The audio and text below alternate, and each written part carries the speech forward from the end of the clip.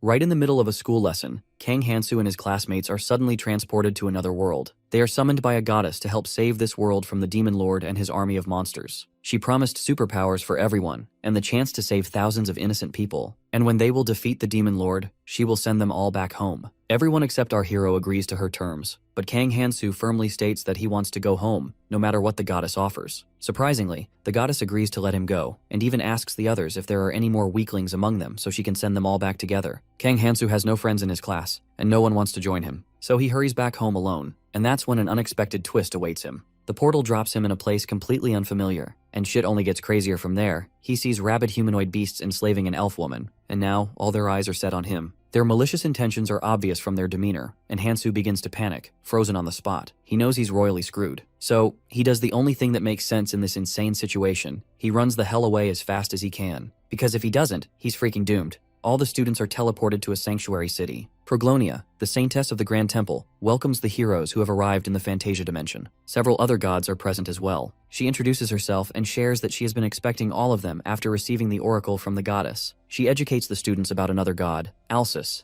a swordmaster and prince of the Swordmaster Kingdom, who will serve as their swordsmanship instructor. The girls are excited to see him, captivated by his handsome appearance. Suddenly, the saintess inquires of the headmaster about the prince. The princess would speak up, but at that moment, the princess arrives. She exclaims that she ended up falling asleep after drinking too much. The saintess remarks that Princess Athena's honesty is both a virtue and a flaw, advising her not to mention the second part. Suddenly, the princess collapses. The heroes are shocked by this sight. Some of them compliment her on her beauty. Athena Archmazing, the princess of the Archmazing Kingdom, is also introduced as the magic instructor for the heroes. The saintess informs the heroes that Princess Athena, along with Prince Alsus, will assist them. At that moment, Han Wu, who had opened the status window and shared the information with others, states that they will experience similar situations as they level up and enhance their skills. He is closely observing and attempting to understand his status window. He has received the Hero Blessing, which auto-translates languages. He perceives it as a cheat-like ability, but is concerned due to the fact that many competitors have received the same blessing. While observing, Choi Kang-min queries the saintess as to why the goddess instructed them to receive God's blessings and how they would go about doing so. She explains that to receive a blessing, one must earn the favor of a god, as each god has their own set of criteria. Suddenly, they are all notified that a god is scrutinizing the heroes' bodies with a perverse smile. They are all taken aback by this. The saintess explains that every god has their own standards, but each one is searching for the one who will defeat the great demon king. She also reassures them that the gods are indeed watching them,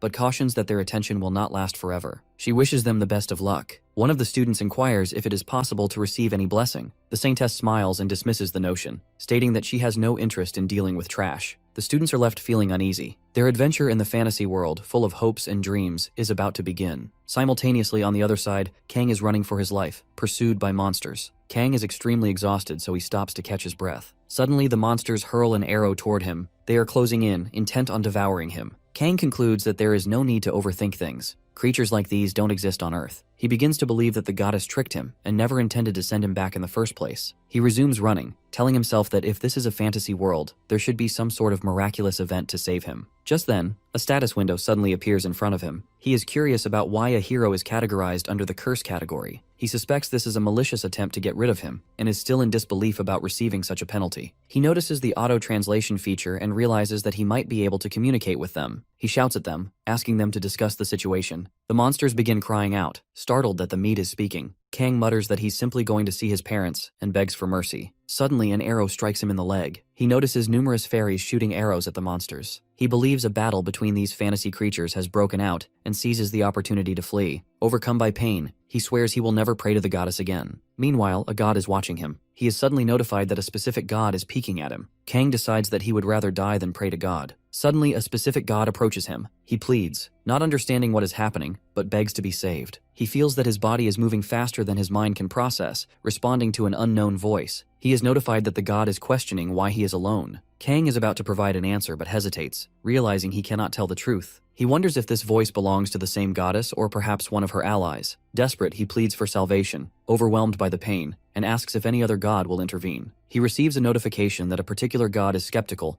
muttering that it's unlikely any other god would be present. They add that it's probably a good thing the others are absent. Kang, in pain, then asks if the god is an outsider. The god is unfamiliar with the term outsider. Kang believes he made a mistake in his choice of words, thinking that in his language, it means someone who is outside of social circles. He fears explaining it could invite a curse once again. Instead, he says that an outsider is akin to a lone wolf roaming through the wilderness. He is then notified that the particular god appreciates this definition. Kang, relieved, requests to be saved once more. After a moment, the god asks if Kang is truly an outsider. Kang isn't, but he lies, claiming that he too is an outsider, explaining that his classmates were summoned to the temple while he was left alone. The god seems confused by this explanation. Kang insists that it is common sense for an outsider to assist another outsider, but now the god is suggesting that this doesn't apply to him, as he is a god. After a moment's reflection, the god decides to help the poor outsider. Using its power, the god magically removes the arrow from Kang's leg. Kang feels the intense pain vanish entirely. His body feels lighter as well. Grateful, he thanks the god. Then, he notices his status window, which now lists outsider next to blessing. Curiously, he reads that something terrible will happen if the lone wolf leaves the wilderness. He is confused by this message. Kang turns to the god and inquires if, upon ceasing to be an outsider and becoming an insider, he will be judged. The god replies, emphasizing that they will only assist an outsider. At that moment, the monsters begin to observe him as he flees. Kang resumes running for his life, feeling the message that he is exempt from all statuses except death, thanks to the god's blessing. His fatigue vanishes, and he no longer feels tired. Meanwhile, the monsters are growing exhausted and are unable to continue chasing him. Suddenly, one of the monsters throws a stone at Kang, but it misses, and he keeps running. He silently thanks the god as he feels rejuvenated. Later, he receives another notification from the god, assuring him that he will not die from a mere stone. Kang expresses his gratitude. Finally, Kang reaches a cliff's edge, and as the message suggested, he realizes that all statuses except for death will be reset. He believes that as long as he isn't killed outright, even critical wounds will heal. In a moment of uncertainty, he asks the god if he would survive a fall from the cliff. The god responds, informing him that the height will be fatal if he falls. Worry takes hold of Kang. Meanwhile, the monsters close in. Now cornered, with the cliff before him and the monsters behind, Kang decides to make a move. He shouts at the monsters, offering them a proposal. He tells them he knows they're hungry, but there's not enough food for all of them. Instead, he offers a deal. Whoever catches him first will get to feast on his delicious meat. The monsters, excited by the thought of catching Kang first, rush toward him eagerly. Kang observes their fixation on his meat and thinks to himself that although he does not mind the attention, it's clear these creatures are obsessed. With a smile, he decides to fall from the cliff, dragging the monsters along in pursuit. After some time, he opens his eyes to find that he hasn't died. His body feels as if it's been crushed, but he believes that might just be his imagination. Slowly, he stands up, surprised that he's still alive. Suddenly, a notification appears, informing him that a particular god is impressed by the outsider's incredible survivability. Just as he processes this, one of the monsters approaches him, intending to feast on his flesh. Kang notices the status window of the creature, Blue Moon's butcher,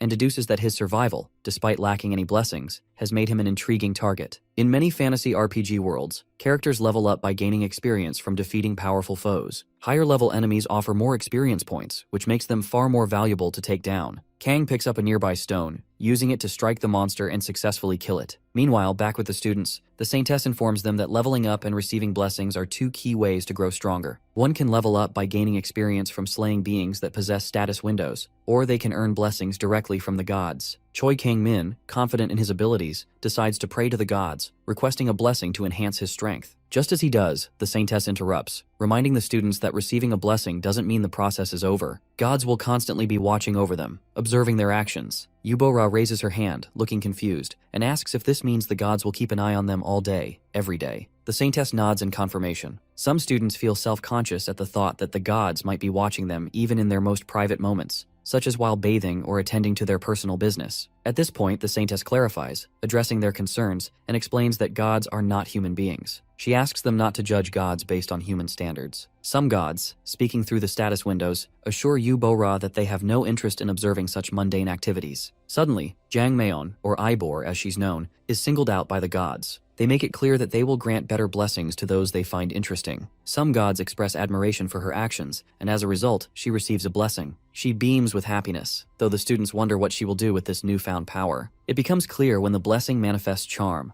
a power that causes her body to radiate a captivating fragrance, constantly increasing the chances of attracting the opposite gender. However, the saintess quickly intervenes, instructing Jang to refrain from using the blessing of charm immediately. Jang protests, admitting she doesn't know how to stop the effect. At that moment, a certain innocent goddess expresses her displeasure at the impure nature of such a blessing. The saintess, shaking her head, acknowledges that it is already too late, as Jang will now face the consequences of her actions. The students are shocked to witness this turn of events. The saintess then explains that while gods may grant blessings, they also have the power to bestow curses upon heroes they find undesirable. Jang, taken aback, admits she didn't know about this possibility. The saintess explains that she was just about to inform them of this crucial detail. As the punishment begins to take effect, Jang cries out in pain. She apologizes, but the saintess explains that once a hero has received a blessing or curse, it will remain with them until their death. Moreover, the effects will become more potent as their rank increases, and their level will never decrease once it has been raised. Jang, deeply worried, expresses concern about how painful the curse is at her current low rank. She fears that at higher levels, the pain may become unbearable or even fatal. Athena approaches her, offering words of comfort and reassurance. She tells Jang not to give up, explaining that blessings can help offset the effects of curses. As Jang levels up and strengthens both her body and mind, the pain will gradually ease. On the other side, Kang is still in the jungle, pondering why his level has not increased despite killing several monsters. He suspects it may be due to a curse, or because leveling up is inherently more difficult in this world. After a while, he reaches out to the god for any useful information. The god, in its usual detached manner, simply instructs Kang to refer to him as an outsider. Kang, slightly frustrated by the god's lack of helpful guidance, decides to comply and asks once more. The god gives a brief reply by saying yes. Kang feels that aside from the blessing, the god is largely unhelpful. Nevertheless, he decides to hold on to the blessing, appreciating the one merit it provides. Despite wandering through the jungle for hours, he realizes he doesn't feel thirsty, hungry, or even tired. Suddenly, Kang notices that some monsters are closing in on his position. He hides behind a tree, thinking that if he encounters a person here, it could mean trouble, as this land may be overrun with monsters and devoid of any other humans. At that moment, a particular god sends him a message, informing him that a powerless outsider will die peacefully if he cuts himself. Kang wonders about the god's cryptic statement, but decides to remain cautious. The monsters, sensing the scent of blood, are disoriented and unable to determine which direction to take. Kang,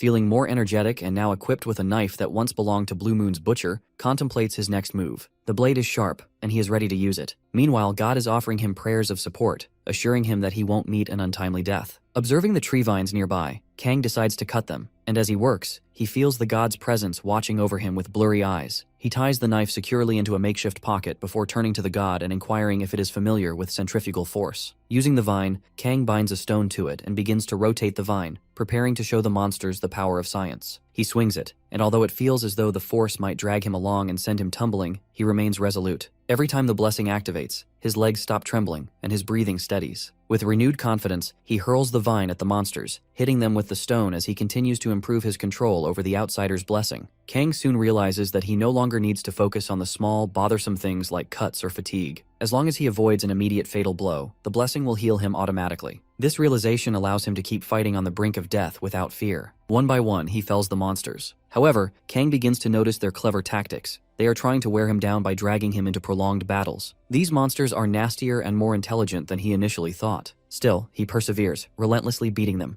At one point, a monster attempts to grab him from behind, but Kang is prepared. He swings the stone and strikes it hard, declaring that they will receive the same treatment as before. After a long battle, Kang finally stands victorious, having defeated all the monsters. He approaches the last one and demands to know where the humans reside. The creature, reluctantly, gestures in the direction of the human settlement. Kang then inquires about the monster's species, to which the null responds that they are known as nulls. Without hesitation, Kang kills the creature with a final blow from the stone. He reflects that if the monsters had been truthful with him, he might have spared their lives, but he never promised such mercy. Meanwhile, at the temple, Prince Alsus informs the heroes that official training will begin the next day. He explains that he will be teaching swordsmanship, while Princess Athena will be in charge of magic training. He adds that the heroes are free to choose any path they wish. Suddenly, Choi raises his hand and expresses a desire to enroll in both training sessions. Prince Alsus acknowledges this request, but cautions that both lessons are demanding, and it may be too much for him to handle. Hu then questions the prince, asking if it would be acceptable for him to skip the lessons altogether. Prince Alsus assures him that he is free to make his own decisions. Han Wu, seeking more freedom, asks if it would be possible for him to leave the temple during his free time. The prince confirms that he is welcome to do so. The next morning, Prince Alsus gathers the heroes and directs those who wish to pursue the path of a knight to follow him. He reassures them that they can change their minds later if they find that the path doesn't suit them. For those interested in learning magic, he instructs them to wait, as Princess Athena has yet to arrive. As they prepare, the heroes check their status windows. Han-woo notices a special inscription before his blessing, indicating that he is the most chosen individual in the world. This blessing, he realizes, is unique to him, and can only be seen and experienced by him. Overcome with joy, Han-woo reflects that Choi, despite his arrogance, remains oblivious to the true significance of his status. Later, outside the temple, Han-woo mulls over the situation and concludes that if someone like Choi had tried his best, he would at least have earned an A-rank position, rivaling the main character. After some time, Han-woo is at the city plaza of Prologina. He thinks he came to the right place. He enters the Mercenary Guild to start his fantasy story. There are so many fighters there. The receptionist welcomes him and asks him why he is there. He replies that he wants to register as a mercenary. Suddenly, a girl comes up to him and explains to Han-woo that this is not where a greenhorn like him should be. She asks him to stop spewing stupid crap like this and return to his hometown. She says she has seen many hot-headed boys like him becoming mercenaries and dying. Meanwhile, Han-woo thinks that is the effect of his blessing, which is the primary character buff. The girl approaches him and asks if he is listening to her. Han-woo thinks this beautiful mercenary woman with a nosy disposition is a princess or a noble of high standing in disguise. He smiles and thinks this is the fate of the main character. It is no doubt the effect of a special blessing. Suddenly, he asserts that he does not want to return and that she should accompany him if she worries. He continues to say that judging books by their covers is not a good habit. He is sure that she has also experienced that many times. The girl smiles and replies that he got her there.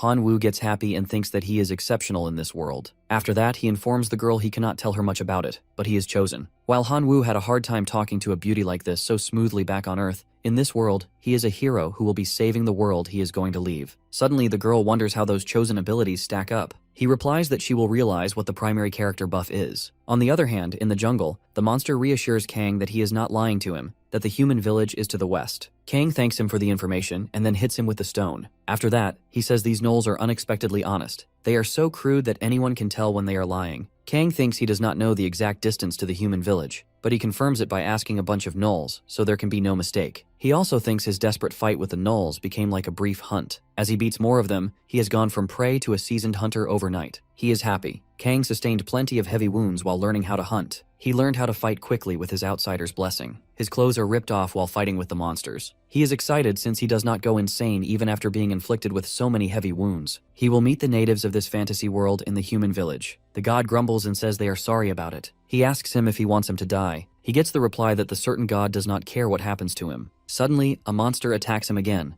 but he fights back with a butcher's knife. Kang is worried there is no end to these gnolls. No matter how many he kills, they keep coming. He fights with them and stabs them with the knife. Kang Han-soo is now annoyed as he is not leveling up at all. He thinks he must have killed dozens of gnolls with higher levels than him, so it should not be a problem. He gets the message that a specific god is getting uneasy. After beating the monsters again, he can hear the language of a friendly race that he cannot understand. He starts looking around carefully, considering they shot arrows at a pitiful person being chased by a carnivorous plant. Their definition of friendly might differ from the one he is familiar with. Suddenly he sees some swordsmen and a woman who are humans. He thinks they might be mercenaries. Suddenly a woman throws a weapon toward Kang as she sees him. They all will attack him. He then says that he is just looking for a human village. He hides his dagger and sits down, signaling that he surrenders, as he is against violence. Kang knows that nothing has changed. They cannot talk with each other, but humans do not only communicate with words. Body language shows an inclination towards avoiding conflict, and a cordial voice does not put the other person on edge. He thinks they cannot hold a complicated conversation this way, but this much should be communicated. But the woman is going to throw an arrow at him.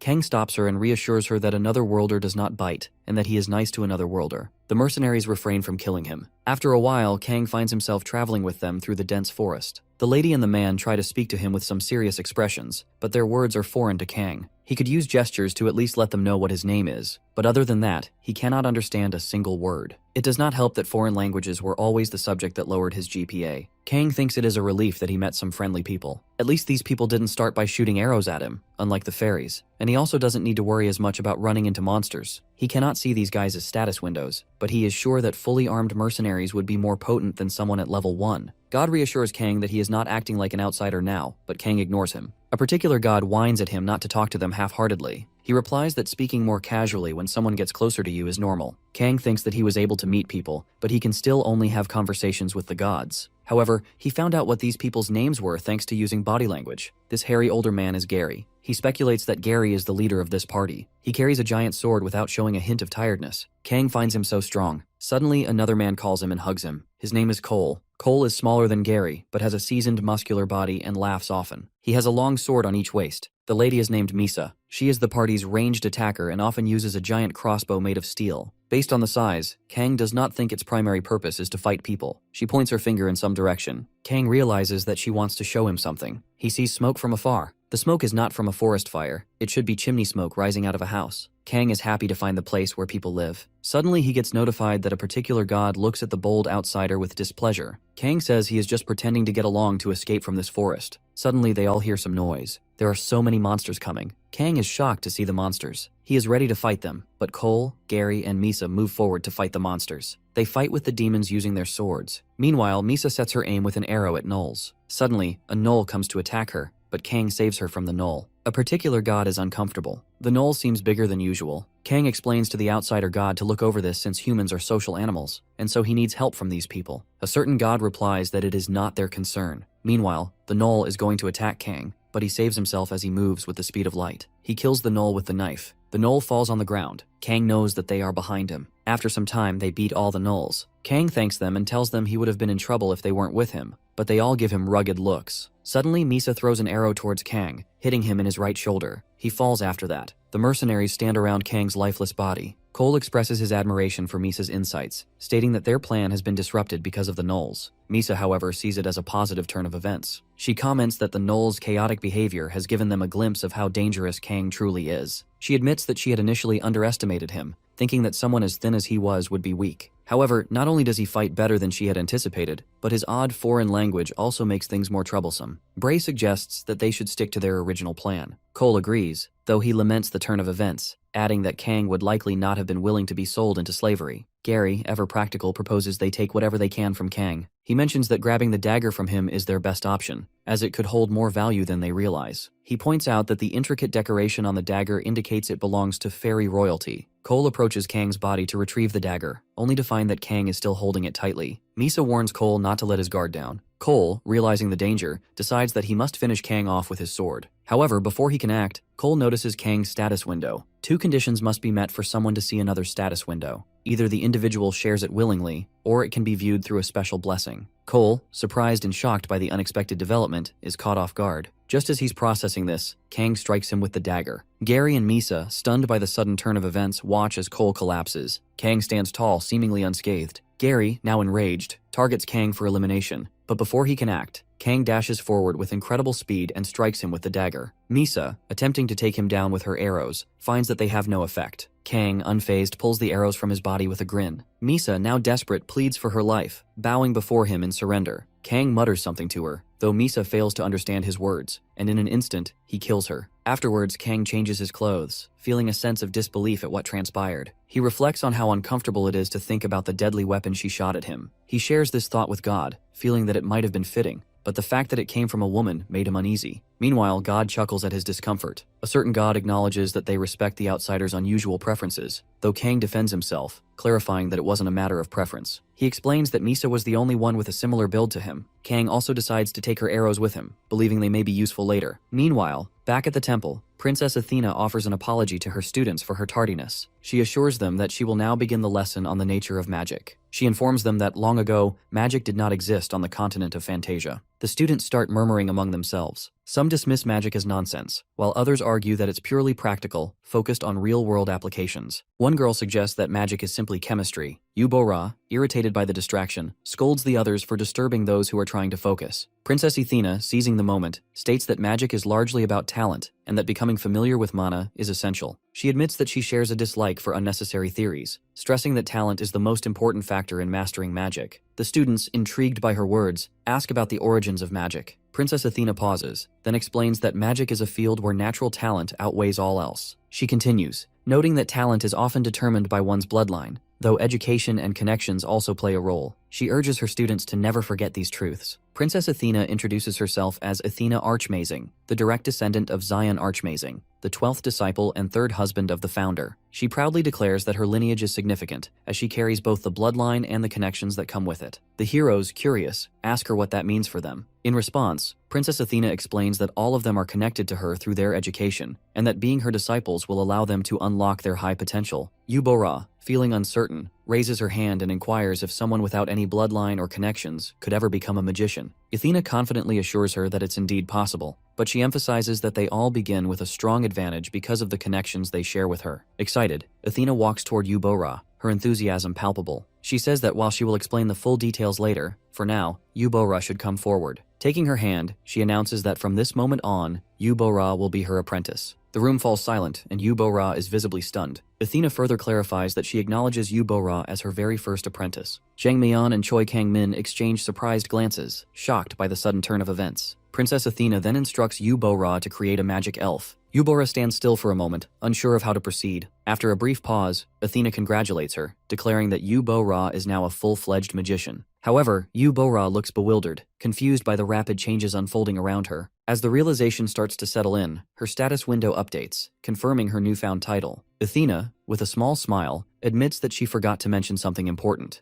Those who become apprentices earlier in their training receive a greater transfer of talent. Yubora, still processing, notices that a C-rank blessing appeared with her apprenticeship. She voices her observation, prompting Athena to explain that the blessing she received was the very talent she had referenced earlier. With a thoughtful look, Yubora reads the meaning of magician in her status window and hesitates. She then expresses a concern to Athena, explaining that, without a parent or master who possesses the magic blessing, she doubts she'll ever be able to truly become a magician, no matter how hard she tries. Athena looks at her, then asks if she now understands why talent is so crucial. Yubora, nodding in understanding, confirms that she does. Princess Athena, satisfied, acknowledges her question and offers a demonstration. She holds up a small, glowing magic ball in her hand, revealing that the founder, who eventually ascended to become the god of magic, left behind a blessing for future generations. This blessing was designed to help their descendants and students quickly learn the ways of magic. Athena further explains that an average magician will rely on this blessing to use magic safely and efficiently. She calls this practice white magic. The students watch with awe as the display unfolds, clearly impressed by Princess Athena's mastery. After this, Athena shows them another magic in which her hands burn.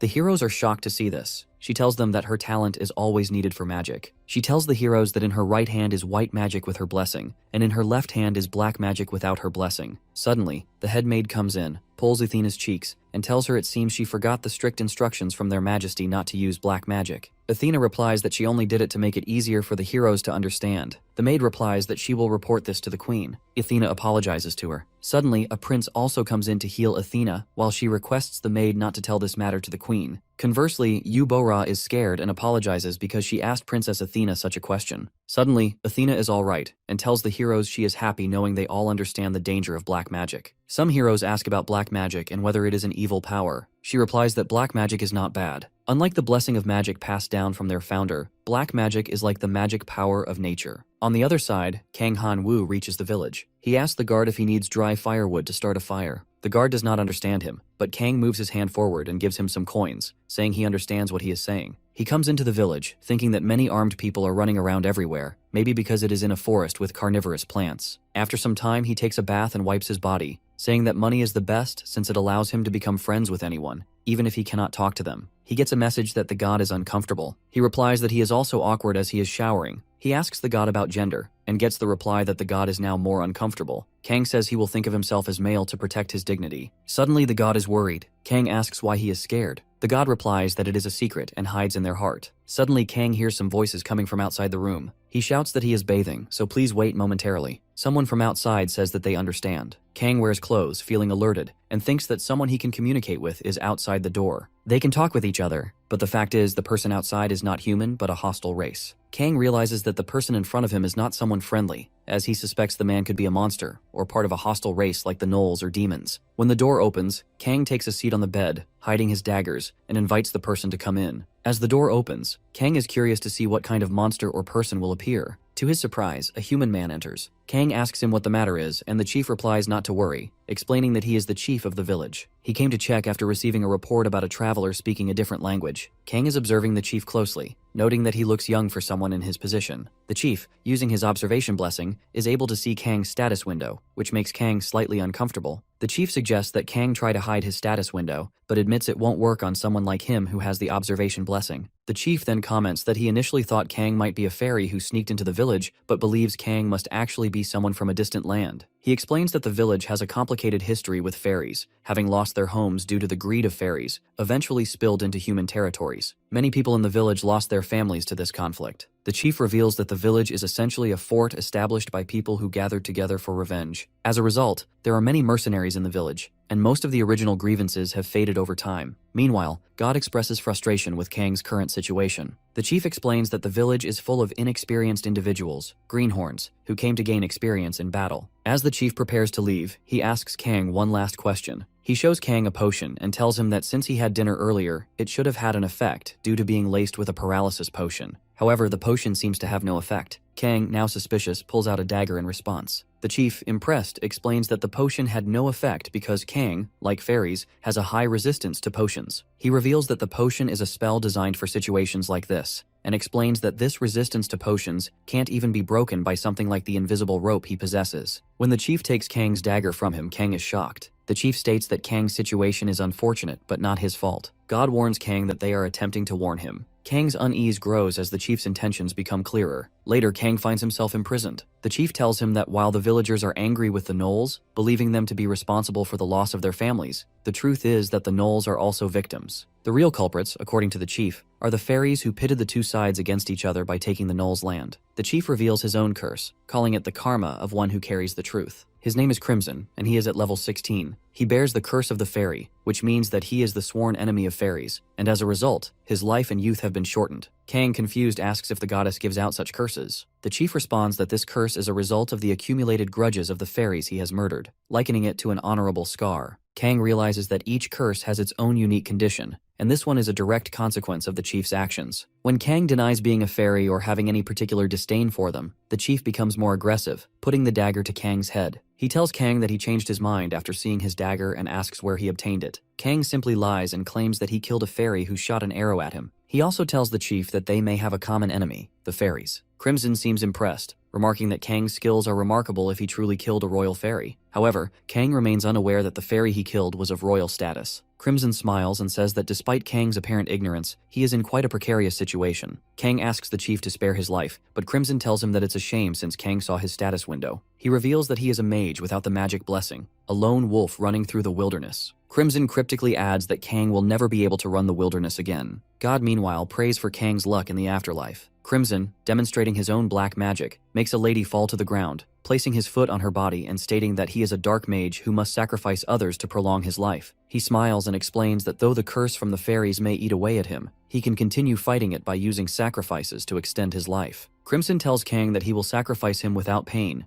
as a reward for caring about the fairy royalty. Kang, maintaining his composure, smiles, and sarcastically responds that the chief is very generous, despite his apparent malicious intentions. Kang thinks he might just be kicked to the curb by a god with a rotten personality, but this is not the worst. He can still keep on yapping. He calls Chief Crimson and asks him if he wants to beg for his life. Kang responds that he will not. Crimson urges him to proceed, expressing his desire to hear his last words. Meanwhile, something irritates him, and he swiftly kills them with his rope. Kang remains terrified and silent after that. Crimson inquires what Kang wishes to say. In contrast, Kang reflects that the chief's actions seem abnormal, or perhaps he is showing him all this on purpose, aiming to be recognized as someone on the side of justice. Kang confesses that it has been a difficult journey with no one acknowledging his efforts. Crimson grins and acknowledges, it seems that he understands him. Kang replies that it is because he is an outsider. Crimson responds, stating that being an outsider means a lone wolf roaming the wilderness. Kang realizes Crimson too is an outsider. Meanwhile, the god murmurs that Crimson is definitely not an outsider. Kang also disagrees, but believes he has successfully empathized with him. Crimson grins again and confides that he likes Kang, declaring that as an outsider, he must continue being a lone wolf. Kang ponders his strange logic, thinking that initially, Crimson expresses liking him for the greater good, but now he wants to kill him to preserve his status as an outsider. Kang feels pissed off. Crimson tells him this is a happy day as he finally meets someone who understands his great mission. Kang thinks he gets himself into the worst situation possible. He is scared. After that, some people hang with the chain. Crimson watches them. He comes near the boy and says he should go with him as he is in a bad state lately. The boy says something to him in another language. He replies that his mate needs to live on and entertain him, so he will not kill her. After that, he pulls him down. The boy falls in the formation made by Crimson. He starts his black magic and calls his mother for life. He requests that she allow him to have the remaining life of this fairy. The magic circle begins to glow. The boy in the process is visibly terrified. Crimson assures him that if he surrenders it to him, he will reunite him with his mate very soon. He grips the boy by his hair, warning him that he has witnessed the consequences of rejecting his mercy. Meanwhile, Kang reflects on what happens to the chief. He speculates that the chief becomes younger by absorbing the life force of the fairy. After a brief pause, Crimson declares that his spell is a success. Kang responds by stating that he doesn't appear younger. Crimson explains that it is because he is not human. He admits that he doesn't sacrifice fairies to extend his life, and he doesn't know how many fairies and travelers he has killed. Kang remarks that it is to the point that the fairy's curse is a tragic one. Crimson removes his clothes, revealing something to Kang. Kang is now intrigued by what he's doing, but is shocked when he sees that Crimson is a null. Crimson openly identifies himself as a null. Kang, filled with fear, wonders if Crimson might be of mixed race. Crimson boasts about the remarkable combination of two races that harbor deep resentment toward the fairies. He grins, saying that he will soon exact his revenge using his human intelligence and null physique. Crimson claims that his dark magic is supreme. Kang questions him, asking how he seeks vengeance by hunting fairies with the power of the fairies. Crimson approaches him and tells him not to worry about trivial matters. He then proceeds to teach Kang about outsiders and reveals his true identity. He grabs Kang, asserting that he will forget him and put his life to good use. Kang, trying to make sense of it, sarcastically responds that Crimson has been of so much help to him. Kang then asks if Crimson still wants to kill him. Crimson coldly replies that it is because Kang is an outsider. Kang feels a surge of anger and realizes that today, he has learned that a truly dangerous outsider exists. He believes that this moment is his fated turning point. On the other side, at the temple, Princess Athena Archmazing, renowned as the genius of the Archmazing magic kingdom, admires the hardworking. Despite her royal status, which consumes much of her time, she doesn't need to try due to her immense talent. Meanwhile, Yu-Bora asks if magic is created through their imagination, and suggests they could increase efficiency if no other methods exist. Despite hearing that a magician's skills are determined by bloodlines and school connections, Yu-Bora's dedication and working hard catches Princess Athena's attention. As a result, she decides to make Yu-Bora her first apprentice. Princess Athena praises her question and explains that to improve her magic, she must follow the magic of her teachers or parents. She then demonstrates some magic with mice, surprising the heroes. Princess Athena thinks that thanks to the talent passed down from their ancestors, members of the Archmazing royal family are capable of using exceptional fire magic generation after generation. She then shows them an ice rabbit, her unique magic, and asks if anyone wants to try it. They all eagerly agree, and Yu-Bora steps forward. However, the magic doesn't work well for her, and Princess Athena explains that it's because Yu-Bora is still getting used to it. She reassures her that with more experience, Yu-Bora will be able to create the magic easily. Yu-Bora thanks her for the explanation. Suddenly, Jang Mayon speaks up, asking Princess Athena if anyone will like her since she doesn't receive a blessing.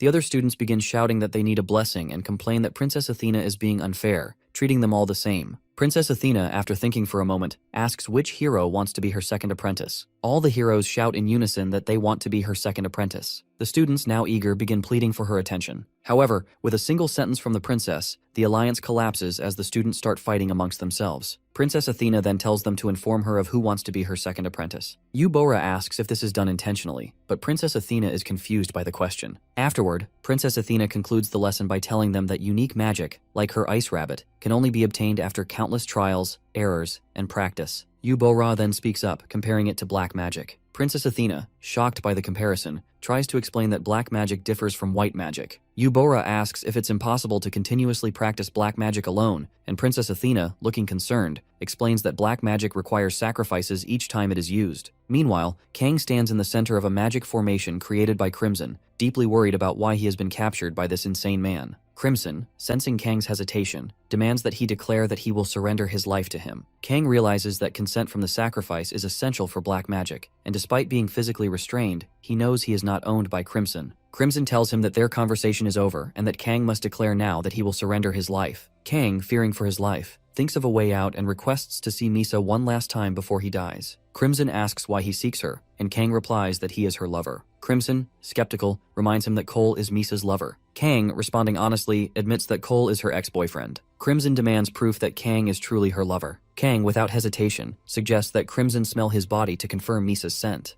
Crimson, after smelling it, acknowledges that the scent is unmistakably Misa's, confirming that they must have been lovers. Crimson, thinking that if Misa disappears, both Gary and Cole will become suspicious, begins to plot. Kang, internally relieved, is impressed by how Crimson is so frighteningly clever. Crimson then asks if Kang has any other wishes. Kang, seizing the opportunity, requests to be freed until he can meet Misa, and afterward, he promises to declare that he will surrender his life. Crimson agrees to the deal and the Null laughs menacingly. Suddenly, Kang senses overwhelming dark energy, his body racked with pain, and he realizes that Crimson's words about not making him suffer were a lie. Crimson bids him goodbye, saying he will tell Misa that Kang has gone far away. Kang, remembering that Misa is the one who left first, responds that it will be difficult for Crimson to explain that to her. Crimson is taken aback, and in that moment, Kang rushes forward and lands a punch directly to Crimson's face. Crimson seethes with fury, accusing Kang of tricking him. Kang, still defiant, retorts that he believes it was Crimson who deceived him, having promised a painless death. Instead, the excruciating pain almost drove him mad,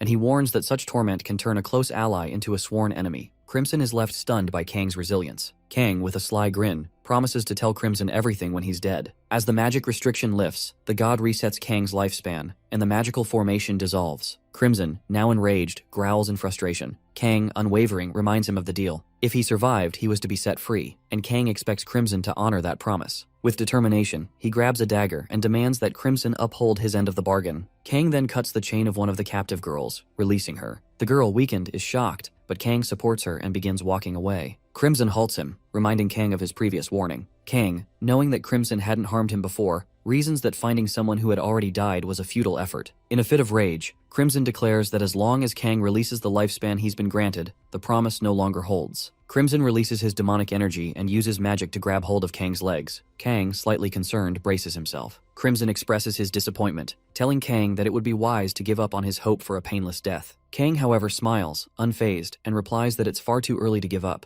Crimson scoffs at Kang's confidence, but then, without warning, blood spills from Crimson's mouth. The chief's strength begins to wane. Kang observes the shift, realizing that ever since he struck Crimson with dark magic, the chief's powers had been weakening. Crimson, now desperate, demands to know who Kang really is. Kang, with a defiant smirk, responds that he is an outsider's apostle. As Crimson nears death, Kang feels a rush of anticipation. He sees this as his chance to acquire experience points by finishing off the level 16 chief. He plans to escape once and for all. He bids Crimson farewell, but the Null, now manifesting in Crimson's body, curses Kang, vowing revenge for destroying his dream. Crimson charges toward Kang in a final attempt to kill him, slashing at Kang's chest with his sharp, brittle nails. Crimson sneers, claiming that this power is not swordsmanship, but a special ability he's kept hidden for hunting fairies. Despite the injury, Kang calmly states that it's unfortunate, but not fatal. To the Null's shock, Kang's wounds rapidly heal. Kang, unfazed, explains that this was a close call. Crimson, now weakened and drained of his strength, attempts to flee. However, the girl grabs his foot, stopping him. Crimson snarls at her to let him go, but before he can escape, Kang appears and swiftly decapitates Crimson. Though Kang knows this victory is not final, there's still another authority to face. Kang, having dealt the final blow to the Null inside Crimson, watches as the Null dies, crying out in pain. Kang remains unyielding. Dakin, an unseen observer, expresses his sorrow for Crimson's fate. With the last of Crimson's tyranny now crushed, Kang frees the many fairies the chief had captured, calling on the villagers to help. With the situation nearly resolved, Kang leaves the area. A month later, Kang finds himself roaming once more through the jungle. Without warning, fairies attack him, forcing him to leap from a cliff to escape. On the other side, there is a childish fight at the temple over the apprenticeship problem, but mages aspiring to become masters show up in droves. The situation is quickly resolved as countless mages pursue the honorable title of Hero's Master. Princess Athena tells the heroes that magic needs to be visualized in their minds, so focus is significant. The heroes are practicing magic as they create a ball of fire. Suddenly, a student asks Princess Athena about the math of magic. She replies that there are no such rules in magic where math applies. After some time, the student asks the hero if he uses addition or subtraction while creating that ball of fire. She tells him that he can use magic because he has a master who can create fire well. He replies that he does not believe it because he is sure he could quickly become an archmage with modern knowledge. Suddenly, the masters arrive. One master tells Princess Athena that she misdescribed something to the heroes. He tells the heroes that it is true that mathematics is applied to magic. The heroes are surprised. The master explains that since Princess Athena used a fireball as an example, he will continue with a related explanation. He says the princess, who has only learned theory, might not know this, but they have been implementing mathematics to raise the efficiency of magic. Meanwhile, another magic master arrives and shows them a magic ball in the air. The other master tells them they must avoid unnecessarily wasting mental energy in a war. He says that when they shoot the fireball, the angle is critical. He tells them they also need to consider the direction and speed of the wind. Suddenly, a blast occurs in the air. The boy is happy as he gets his answer from the masters. After that, the master tells them that practical battle magic will also help the princess. Princess Athena expresses her interest in learning it. After some time, the heroes are with the other mages. Meanwhile, practical magic is being taught by exceptional mages in the field. With the guidance of excellent masters, the heroes quickly learn magic. Suddenly, a thunderstorm occurs. Fairies are sitting in a room. One is injured, and another is applying medicine to her hand. The injured fairy is Espresso, the maid of the fairy princess. Her fellow apologizes, saying the only thing she can do for her is dull the pain with medicine. On the other hand, a miracle from a saintess could make her recover, but there is no way that either of the only two saintesses in the world would present a miracle to a mere fairy who is not even anything special, like royalty. Her fellow prepares to leave and tells her they will capture that human, so she should rest easy. Espresso thinks this might be the act of Chief Crimson, but the villagers who just stood by could also be accomplices. She cries and thinks that when she returns to the kingdom, she needs to report this village first. Suddenly, someone knocks on the door. Another fairy is standing outside the room.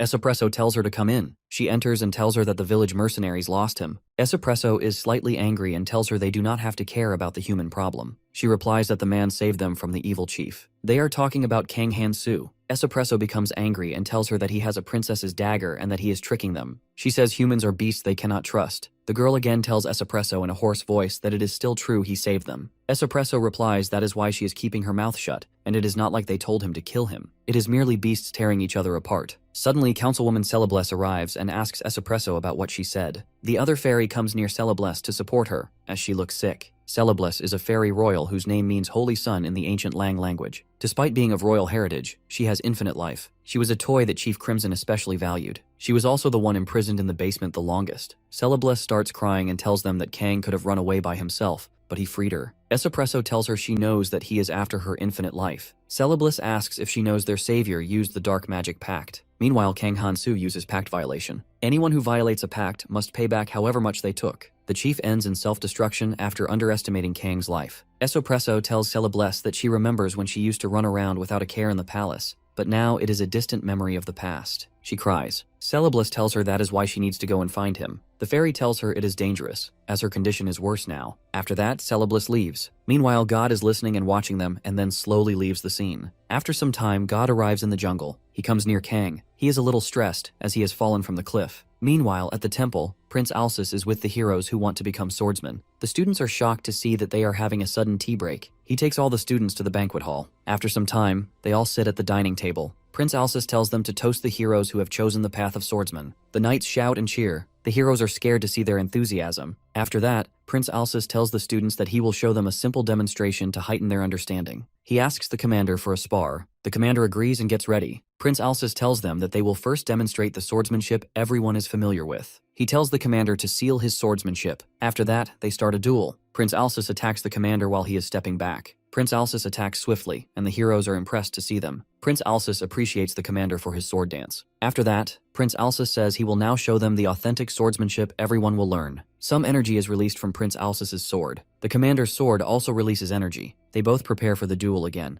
They begin their second duel, and the light from their energy is intense as it collides in one strike. The commander's sword breaks, and he is defeated. Prince Alsus appreciates the commander for his skills. Meanwhile, the heroes are curious about what just happened. Prince Alsus tells them that the power to cut through every defense of the opponent in one strike is called swordsmanship. He tells them to forget about the Demon King because they cannot even defeat the ironclad cavalry within imitations of slashes. One of the heroes says that it seems like swordsmanship is about pursuing efficiency. Prince Alsus tells them that they have understood, so he will now begin teaching swordsmanship. He tells them to take a sip of the tea placed in front of them. They all drink it but find it taste terrible. Prince Alsus tells them that a warrior's blessing is necessary to learn swordsmanship. He explains that the tea is medicine, a practical method to obtain the blessing quickly and safely. He adds that they must become accustomed to the flavor. They all drink their tea. Choi Kang-min drinks it and asks for another cup of medicine. Prince Alsus tells him that it is better to take some snacks and asks the commander to pour another glass of tea for Choi Kang-min. On the other hand, in the jungle, God and Kang are sitting on a tree. Kang thinks that there were no knolls to lessen the impact this time. He feels relieved that there is a forest right under the cliff. He believes the mercenaries who persistently chased after him started from the village. He thinks he would have been caught helpless if the bribed guard hadn't opened the village door. Suddenly, some gnolls arrive and they see Kang in the tree. Kang watches them as they welcome him with a friendly greeting. He feels it ironic that he trusts the gnolls more than humans or fairies. After that, he jumps down to the ground and kills the gnolls in one strike. Kang says it is easy since there are only 3 gnolls. He tells God that his body seems to have gotten more elegant than before, and he is curious about it. He checks his status window but notices nothing changes. Suddenly he notices that the dividend is now 3.43. He asks God what it means. God smiles at him and advises that the higher it is, the better it is. Kang gives him a strange look and thinks that, for the first time, he is hearing something valuable from the god. Meanwhile, one of the gnolls is still alive. Kang approaches him and says he wants to ask something. He tells him that he is in quite a mad state because of the fairies. The gnoll is happy to hear about fairies since he wants to eat them. Kang thinks that the solution he found is null swordsmanship. He believes he is too weak to take revenge on the goddess, even if he reaches level 2. He decides it is best to mimic the swordsmanship that only gnolls can use. As the chief said, it will at least make him stronger than he is now. After that, he asks the gnoll about his red eyes and the power of meat. Kang wants to see the power of beef. He thinks null swordsmanship is the power of meat, but the information he has is not enough. He says he must research the gnoll's ecosystem to ensure his revenge is smooth.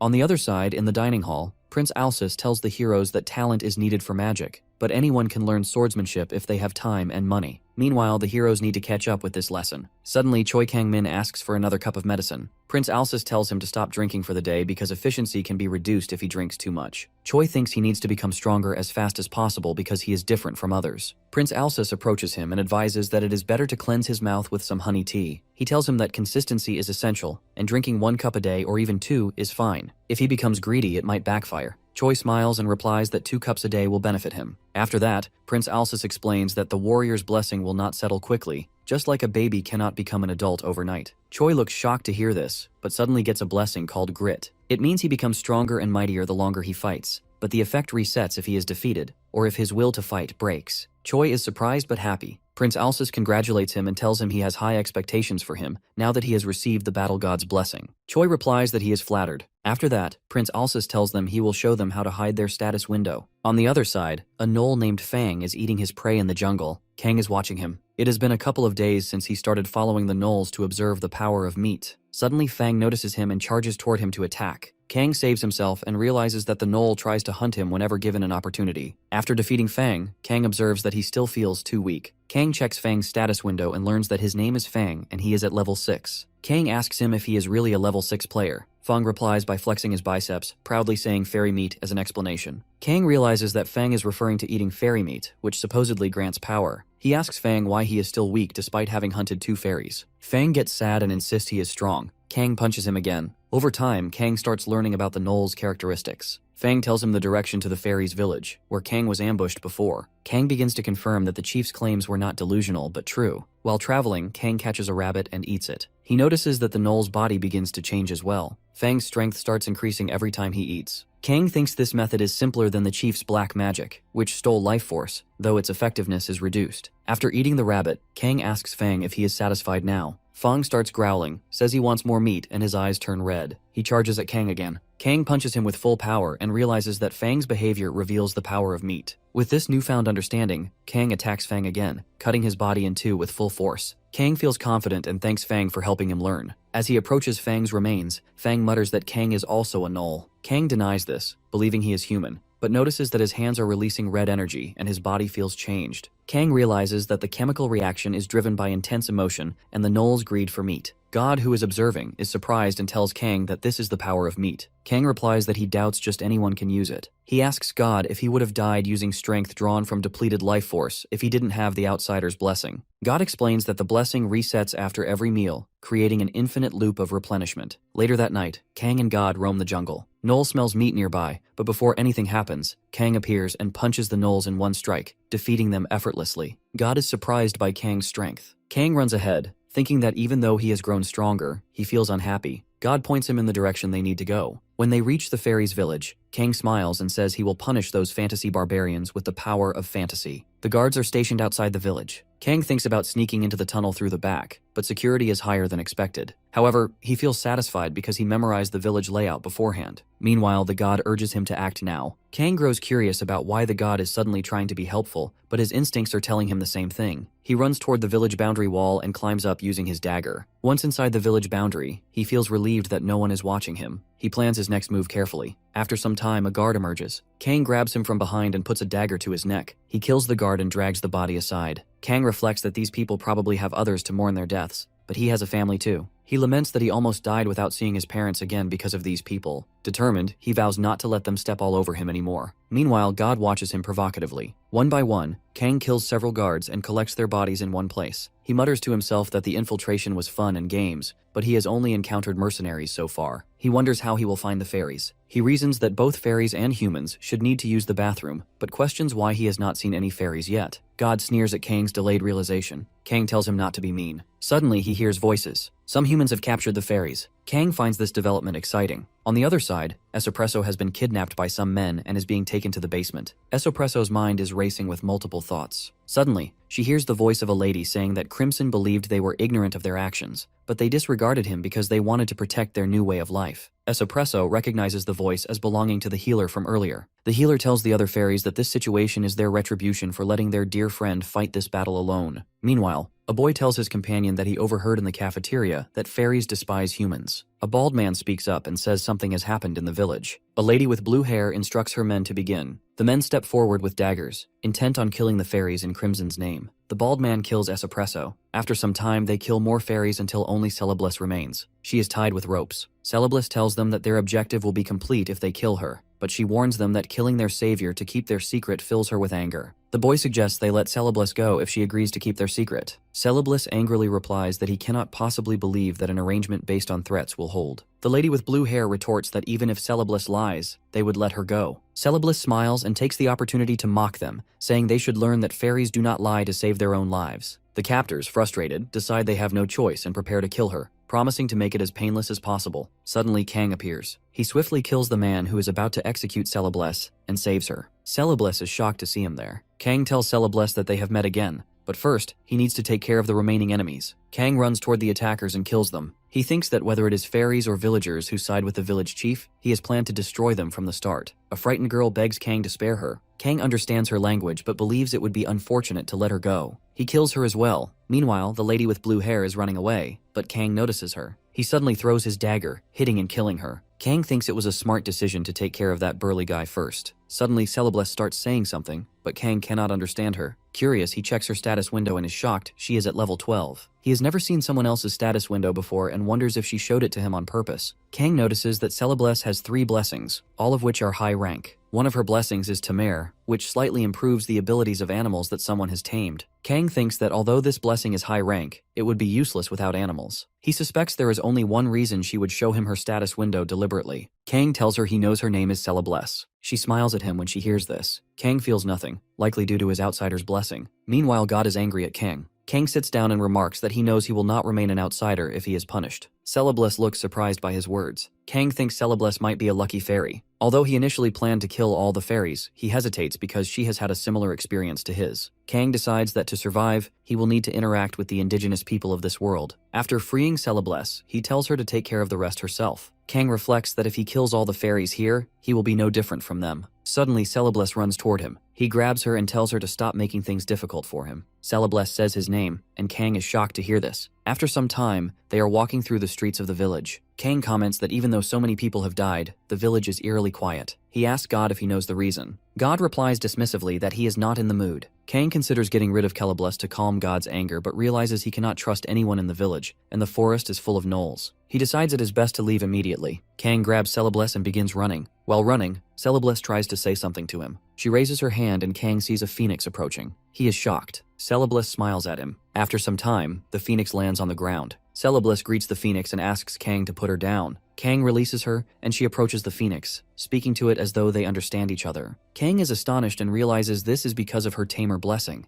Afterward, Celebliss walks back to Kang Hansu and kisses him. God becomes furious at the sight. Kang asks her what she is doing, clearly confused. The phoenix begins revolving around them. Suddenly, Kang notices Celebliss sitting on the phoenix. She says something to him and then leaves. On the other side, God pulls his hair in anger. Kang tells God that he is upset too and cannot believe Celebliss repaid his generosity with misconduct. Suddenly, a status window appears in front of Kang, and he is shocked by what it reveals. Kang sees that he has received a blessing from a fairy. He is delighted to discover that it is a high-rank blessing. At the same time, God feels uncomfortable and annoyed. He tells Kang that all sorts of unexpected things can happen in life. The fairy explains that the blessing designates Kang as a friend of the fairies, which increases both his lifespan and youth. Kang reflects that the blessing is similar to the outsider's blessing. He realizes that if he uses the outsider's blessing and the fairy's blessing together, the lifespan he can burn with his meat power will significantly increase. God tells him that he looks unusually happy. Kang replies that he is satisfied because he has parted ways with the fairy. The god feels more at ease now. Later, in the middle of the jungle, Kang tells the outsider god that they should venture further this time. On the other side, Prince Alsus and Princess Athena are gathered with the heroes of Fantasia. Prince Alsus tells the heroes that it has already been 3 days since their arrival. He explains that after meditation, they will raise their levels by hunting. He reassures them not to be frightened, as the night orders will draw monsters closer for their first hunt. Princess Athena cheers up the heroes and tells them that blessings are an absolute necessity for mages. She explains that when the rank of their blessings and their levels increase through hunting, their competence will also grow. The heroes, encouraged by her words, are excited and ready to hunt. Suddenly, a hero notices a slime. The group prepares to attack it, but Princess Athena and Prince Alsus stop them. They explain that slimes are beneficial creatures that do not harm humans, so they should remain unharmed. The heroes are surprised by this information. Princess Athena explains that slimes consume all manners of filth, trash, pests, and even corpses. She tells them that slimes reduce the risk of infectious diseases in the area. Holding the slime in her hand, she emphasizes that attacking slimes is forbidden, even for heroes, as it would be considered savage. The heroes apologize to her for their misunderstanding. Afterward, Prince Alsus tells the heroes that gnolls with an average level of 2 would be the most appropriate targets for their first hunt. However, their main goal today is a gnoll with an intermediate level of 4. The girls in the group are shocked to hear this. Princess Athena reassures them, saying they need not worry because they have a saintess who can revive them if they die. Suddenly, Prince Alsus adds that with the people they have today, they could even handle orcs with an average level of 6. He steps in to support Princess Athena, covering for her words. After some time, the hunting begins. The students encounter the gnolls and are shocked to see them. Choi Kang-min is thrilled as he finally has prey to fight. He attacks a gnoll but fails, and the gnoll injures his eye, leaving him in pain. The gnolls begin to defeat the heroes one by one. The mages try to fight back with magic, but their spells have no effect. The gnolls prepare to attack the students as well. Suddenly, Prince Alsus arrives and intervenes. He fights off the gnolls and cuts one into pieces, saving the students. Every hero is injured after the battle. The saintess approaches Prince Alsus and thanks him for his efforts in guiding the heroes. She sits near one of the wounded heroes and calmly remarks that there must be a reason why God chose these people as heroes and sent them to this land. She uses her powers to heal the injured heroes. Looking serene, she tells them that each time they die, she will revive them. After some time, the heroes are revived and continue hunting. Choi Kang-min is with his group, facing a gnoll. Choi charges at the gnoll, using his blessing of grit, and this time he succeeds. He defeats the gnoll.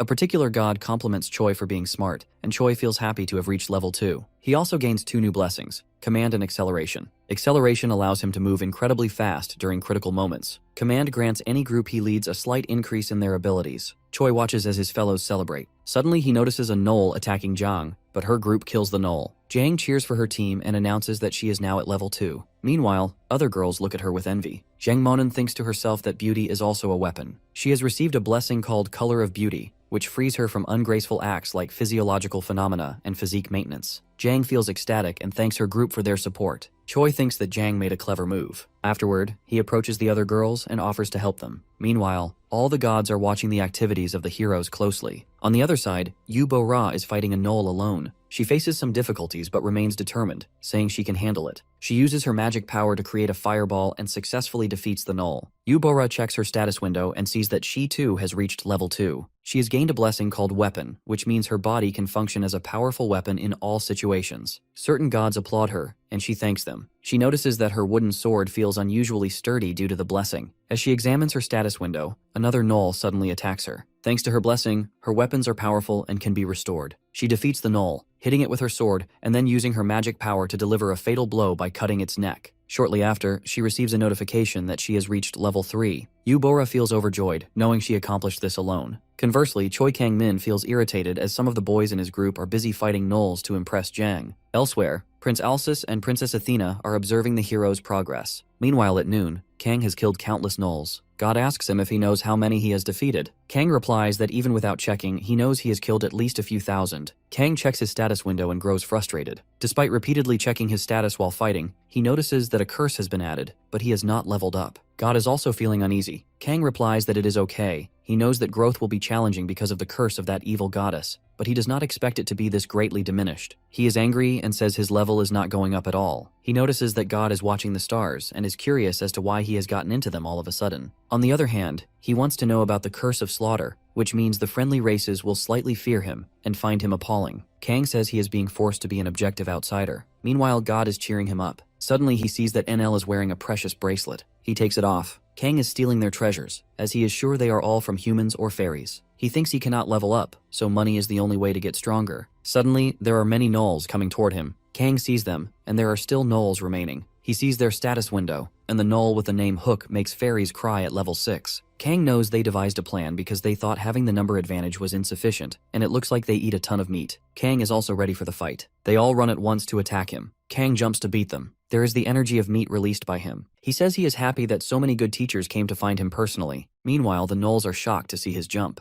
He kills one of them and thanks them because, with their help, he learns to use his powers naturally. He says it will always be incredibly lacking no matter how much they prepare. After some time, he beats them all. Now he has a ton of gold. He thinks he has a language problem with merchants. They are no better than rocks if he cannot sell this stuff at the proper price. Kang believes he needs a translator. He also says he can trust them since they suck at lying. Suddenly, a man with a devil's horn comes. He asks him where the one caring for all these gnolls goes. Kang is surprised to see him. The man comes near to him. Kang suddenly grabs him, smiles, and says he finally got the one who understands his language. He asks his name and tells him he does not know what kind of gnoll he is, but he thinks they can become friends. The man replies, implying that he is a devil, not a gnoll. Kang is shocked to hear this. He believes that demons are very powerful humanoids, as the goddess said. She told them that the objective of the heroes was to defeat the great demon king. He also thinks that if even gods had to request help from other worlders, demons had to be powerful. Suddenly, the demon shouts at him and tells him that hitting someone on the nerve at first introduction while claiming to be friends is ridiculous. He also tells him that the belief that all demons are strong is prejudice. Kang apologizes to him and tells him he is too weak. The demon starts crying. After that, he tells Kang that he is abnormally strong. He asks him who he is, as he is so strong at level 1. He replies that it is all thanks to his blessings. The demon does not believe him and tells him he is not dumb, as he can see more curse than blessings. Kang is shocked. The demon tells him he has an observation blessing in his one eye. He tells him he also has another gift other than observation that lets him peek at the status windows of others. Meanwhile, God is also watching everything. The demon tells Kang he is a dark mage and cannot learn dark magic if he is dumb. He tells him he is currently training away from his homeland for marriage, so do not treat him like a lowly human. He tells him he was already at an appropriate age to marry long before birth. Conversely, God pressures Kang to ask more about the devil's personal story. After that, Kang asks him why he has not managed to get married till now. He grabs him by his neck. The devil is annoyed with his axe. The demon replies that the stronger a demon is, the more partners they can have. He tells him that he ran away because he didn't want to become the 243rd husband of an old demon. Kang sees him with pity. The devil asks him how he can move around. Kang doesn't understand it. The devil tells him he used a significant amount of that paralysis potion that would paralyze even a fairy with solid natural resistance. So how is he immune to it when he is just a level 1 human? Kang sees the poison bottle. Kang remembers the Chief Crimson who had poisoned him earlier. He tells the devil he is reminding him of such an enraging memory. The devil is trying to bind Kang in magic, but Kang escapes. Kang asks him what relationship he has with the chief. The devil replies that it is a stupid question,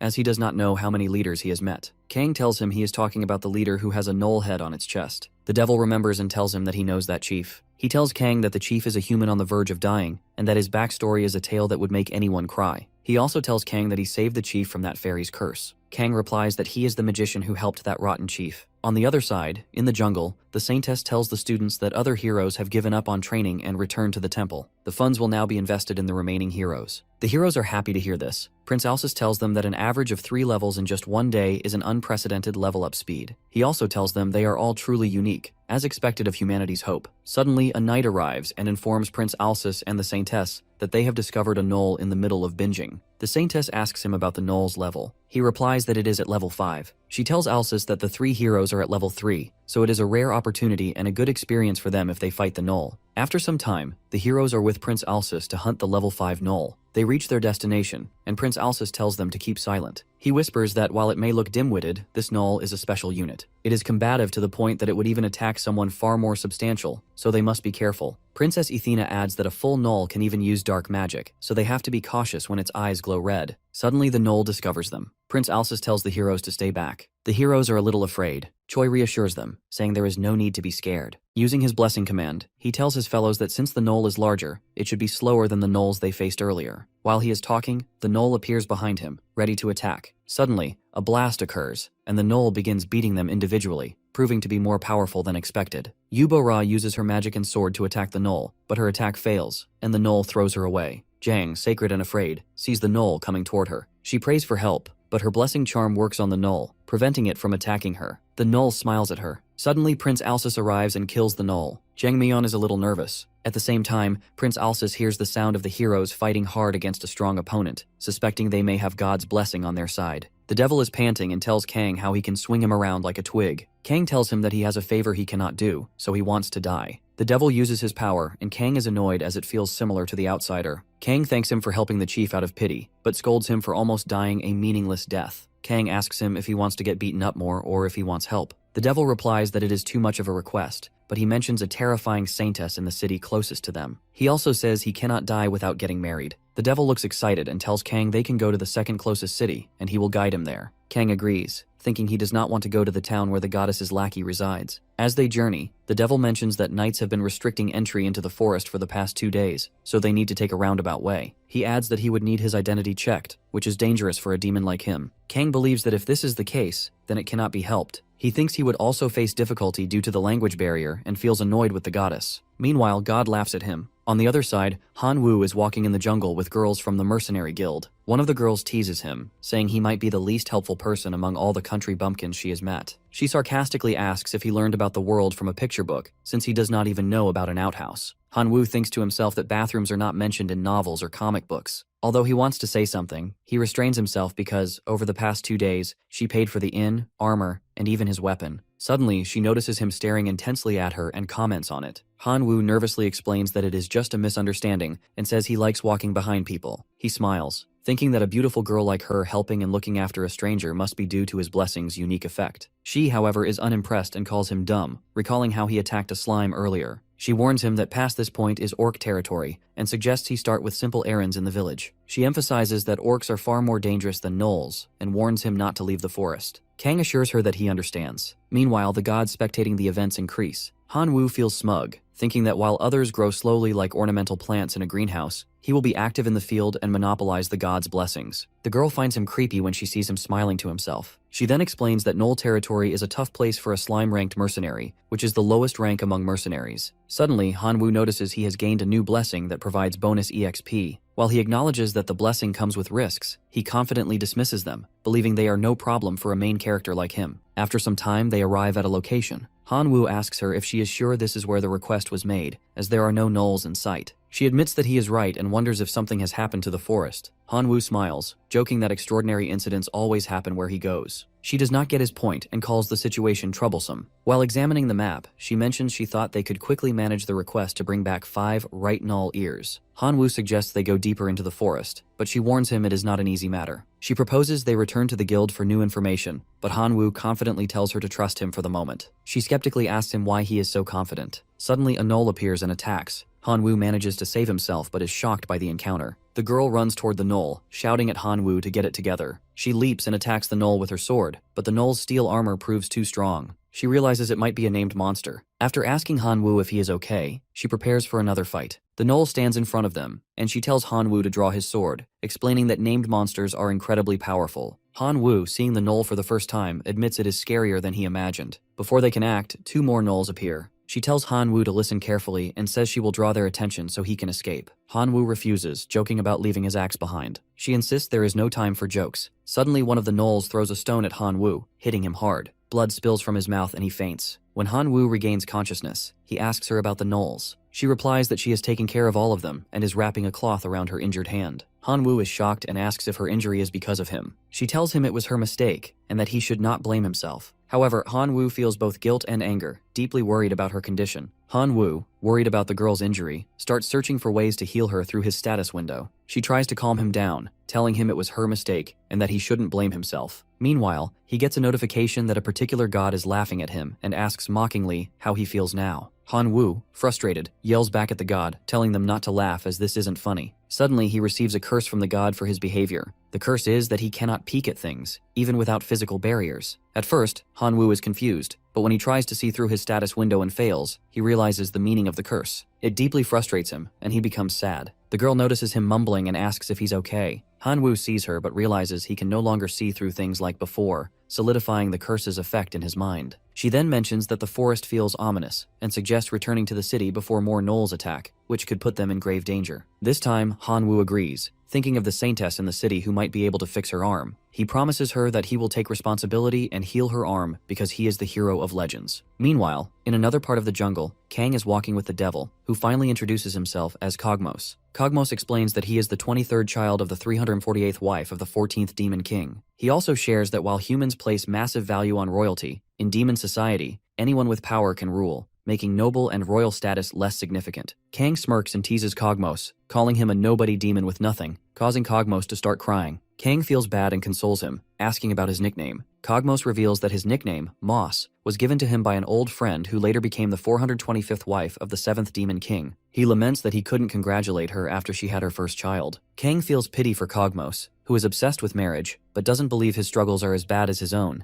being kidnapped into a fantasy world. Meanwhile, a god watching over Kang urges him to leave the forest, calling it boring. Kang notices that this god behaves differently when he's with demons, as opposed to fairies or humans. As they continue, Cogmos spots footprints and announces that they are nearing the forest's edge. He warns Kang not to let his guard down, as beyond the forest lies the Night Kingdom, ruled by swordmasters, and it also borders orc territory. Kang seems excited, wondering if there are any strong warriors among the orcs. Cogmos warns him that orcs are on a completely different level than the gnolls they previously faced. At a cliff overlooking the orc territory, Cogmos points out the orcs below. Kang observes them and notes that they look like ordinary orcs. However, one orc suddenly sniffs the air and detects a human nearby. The orc announces to his comrades that a male human is close. Cogmos blames Kang, saying his glowing red eyes are attracting attention. Kang, annoyed, explains that he can hide them but forgot. Cogmos scolds him, adding that Kang's wealth reeks, making him a target for the orcs. Kang decides to approach them and jumps off the cliff, landing in front of the orcs. He greets them casually, but the orcs demand that he hand over everything he owns, even mocking him by calling him a pig. Kang corrects them, saying he is a human, but notes to himself that while these orcs are more eloquent than gnolls, they aren't intelligent enough for meaningful conversation. Kang realizes he has no choice but to deal with them. Cogmos had warned him that orcs are stronger than gnolls, and are skilled in teamwork, surrounding their prey efficiently. Kang, however, provokes them, asking why they don't hand over everything they have instead. Before the orcs can respond, Kang swiftly drives a dagger into the head of one orc. The remaining orcs are shocked, their expressions showing both rage and disbelief.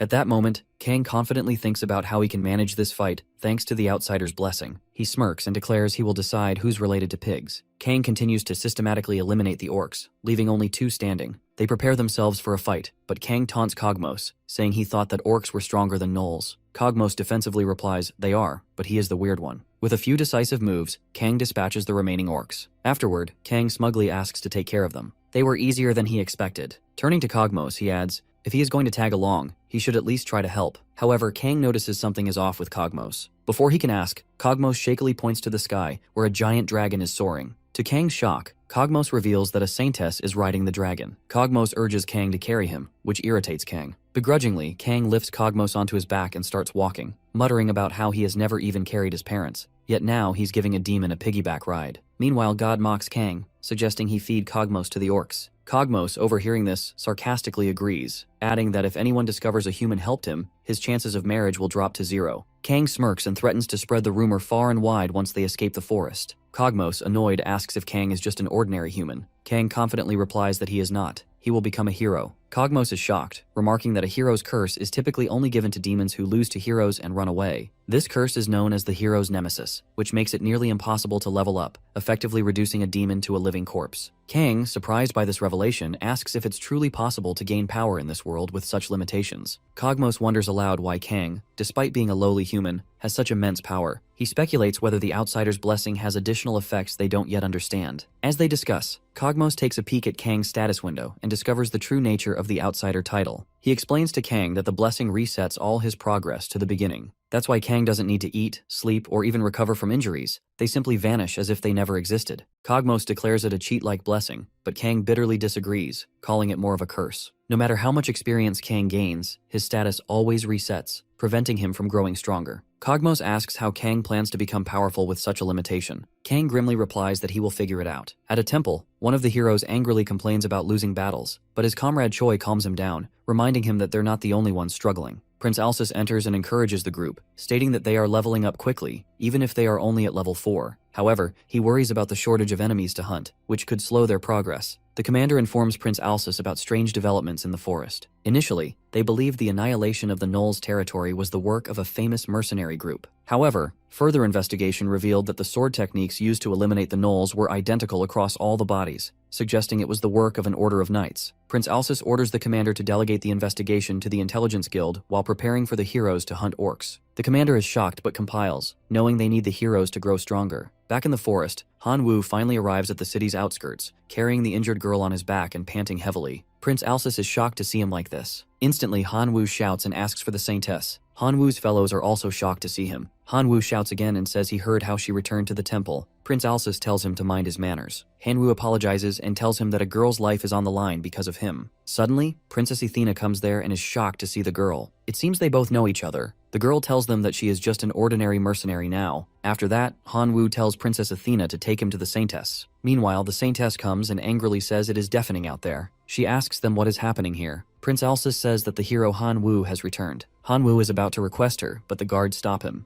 At the same time, the Saintess sees his status window and tells him that he is already at level 1 with the curse. He replies that he also recruited an excellent comrade. Then, the Saintess sees the status window of the girl with Han Wu. Her name is Arya, and she is a level 12 player. The Saintess thinks that she has a B-rank noble blessing. If she is not a Marquis, she is probably a daughter of a duke. She says Arya is excellent. Han Wu tells the Saintess that Arya protected him with her life. He can say she is worthy. The Saintess tells him to take a look around. She tells him that there are Templars and Knights over level 30 who will gladly sacrifice themselves for the sake of humanity. She asks him how exactly Arya is excellent compared to them. Han Wu is shocked to hear this. The Saintess again asks him the same question. He loudly replies that her potential makes her perfect. The Saintess tells him that he is probably right. In a few years, she will be a beautiful young lady. Han Wu smiles and tells the Saintess that he is talking about her talent. She replies that he already has several friends who exude talent. She also tells him that while he is stuck at level 1, some of his fellows have already become level 6 in the last 5 days. Han Wu is surprised. He feels they laugh at him and make fun of him as he is still at level 1. After that, the Saintess asks him if there is anything he wants to say. Han Wu is ashamed. He begs before the Saintess, saying that Arya is a special comrade of his, so please heal her hand. She refuses his request. Han Wu is shocked. The Saintess tells him that before he demands a favor, he must first prove his worth. She also tells him in the first place why she should repay his debt. She sits in front of him and tells him that she thinks he is making light of the miracle of a saintess. He replies that he is not. She tells him that, in that case, she will share with him the results of the miracles she recently enacted. She orders the priest to read something. The priest starts reading and says their nation would like to gift the following to the saintess for healing the great councilwoman Celebless: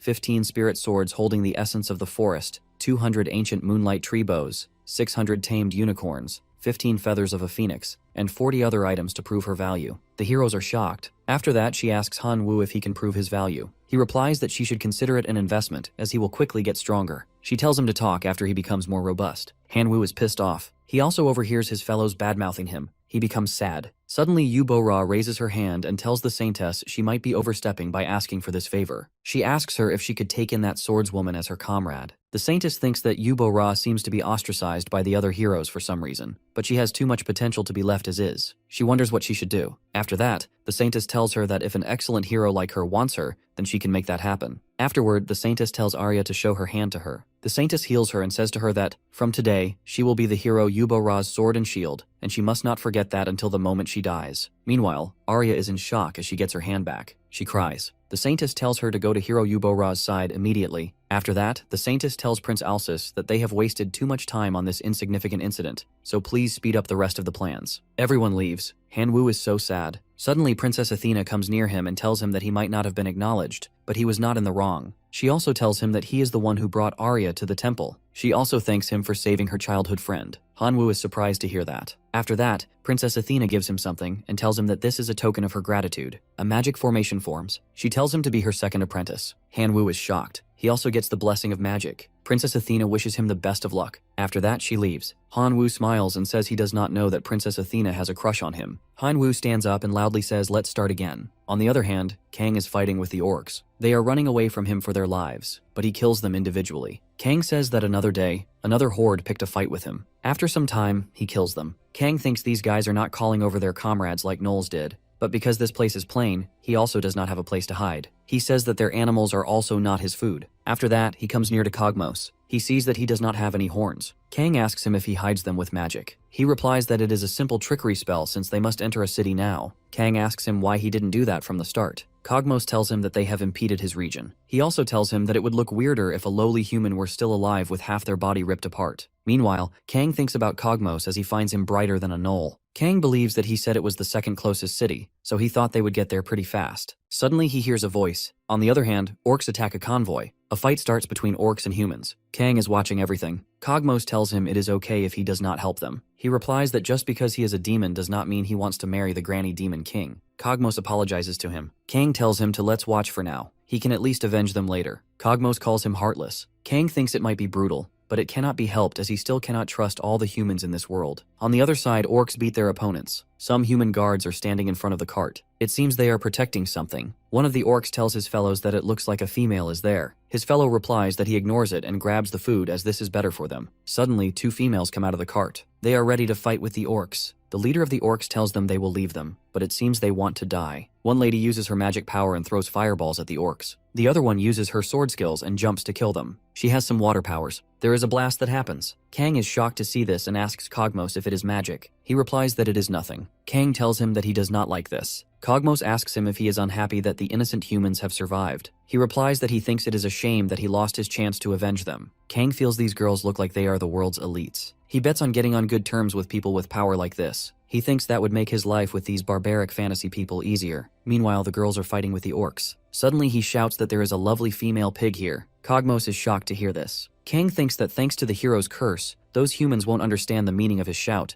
but these orcs are going to understand it perfectly. On the other side, the girls are in shock. More orcs are coming. Meanwhile, Cogmos thinks that Kang used his curse to call the orcs. After that, Kang says that it is time to help these ladies. Cogmos tells him that this is different from his original goal. He replies that the plan changes sometimes. The girls are panting and the orcs are laughing at them. Kang also comes there. Orcs are surprised to see him. Kang sees things looking fine here, so he should wait longer. The orcs leader is confused about why he is here. He replies that he is just an apostle of the outsider who is passing by. The orcs tell Kang that it seems he has no fear. One of them swings his sword at Kang, but Kang saves himself by jumping. Instantly, all the orcs prepare to kill him. Kang puts his fingers into the nostrils of one orc and throws him away. Everyone is shocked to see this. Kang finds this method funny but also nasty. Suddenly, the other orcs attack him at once, but every time he saves himself. Kang now sees through their attacks. The red orc attacks him multiple times. Meanwhile, Cogmos angrily tells Kang why he let his guard down. Kang cuts the red orc's hand. The girls are shocked to see this. Kang asks Cogmos what he wants him to watch out for. He replies that it was nothing. Kang also notices that this one orc has turned red, which means he is related to gnolls. Kang realizes he shouldn't have killed him as he could have observed him further. After that, the guards thank Kang for saving their lives. Kang smiles, and now he can understand some words. He thinks that studying is starting to pay off. Meanwhile, God is uncomfortable with Kang's strange act. After that, some orcs think he is tired, so they can attack and kill him quickly. Kang throws the arm of the red orc. The orc is shocked to see this. Afterwards, Kang tells the orcs that can turn red to raise their hands. One orc asks him how he can speak orc. Kang's eyes turn red, and he replies that they can forget it if they cannot. After some time, Cogmos comes near Kang and tells him he is okay. Kang replies that he is not asking about himself, then points his finger at the guards and girls who are looking shocked. Kang realizes he used the power of null. He tells Cogmos to do something about this. Cogmos goes near the guards and introduces himself. He tells them he is sure they can tell from his unique name, but his friend here does not know how to speak the common Western language. One of the girls is shocked to hear about Kang. Cogmos sees the girl's status window and notices she has a hero's curse and a C-rank fairy's blessing. He tells Kang that it is a fantastic symbol of trust, considering how even humans who marry a fairy are R-rank at best. Kang replies that the precious first time the fairy took from him works in his favor like this. He gets angry and says the whole misunderstanding is that damn goddess's fault in the first place. The girl comes near Kang and says something. Cogmos tells Kang that she is apologizing for doubting her savior. Kang smiles and thinks that he has managed to secure an excellent translator and is finally gaining the trust of the locals. Meanwhile, God is uncomfortable. Kang tells him to calm down as he will tell him his secret instead. At night, Kang is sitting near the bonfire. God comes near and tells him that being impotent is not a sin. Kang replies that it is all his blessing's fault. He guesses he should be glad as he is not upset anymore. Kang thinks that with this cheat-like blessing, there is a pro that also has a massive con.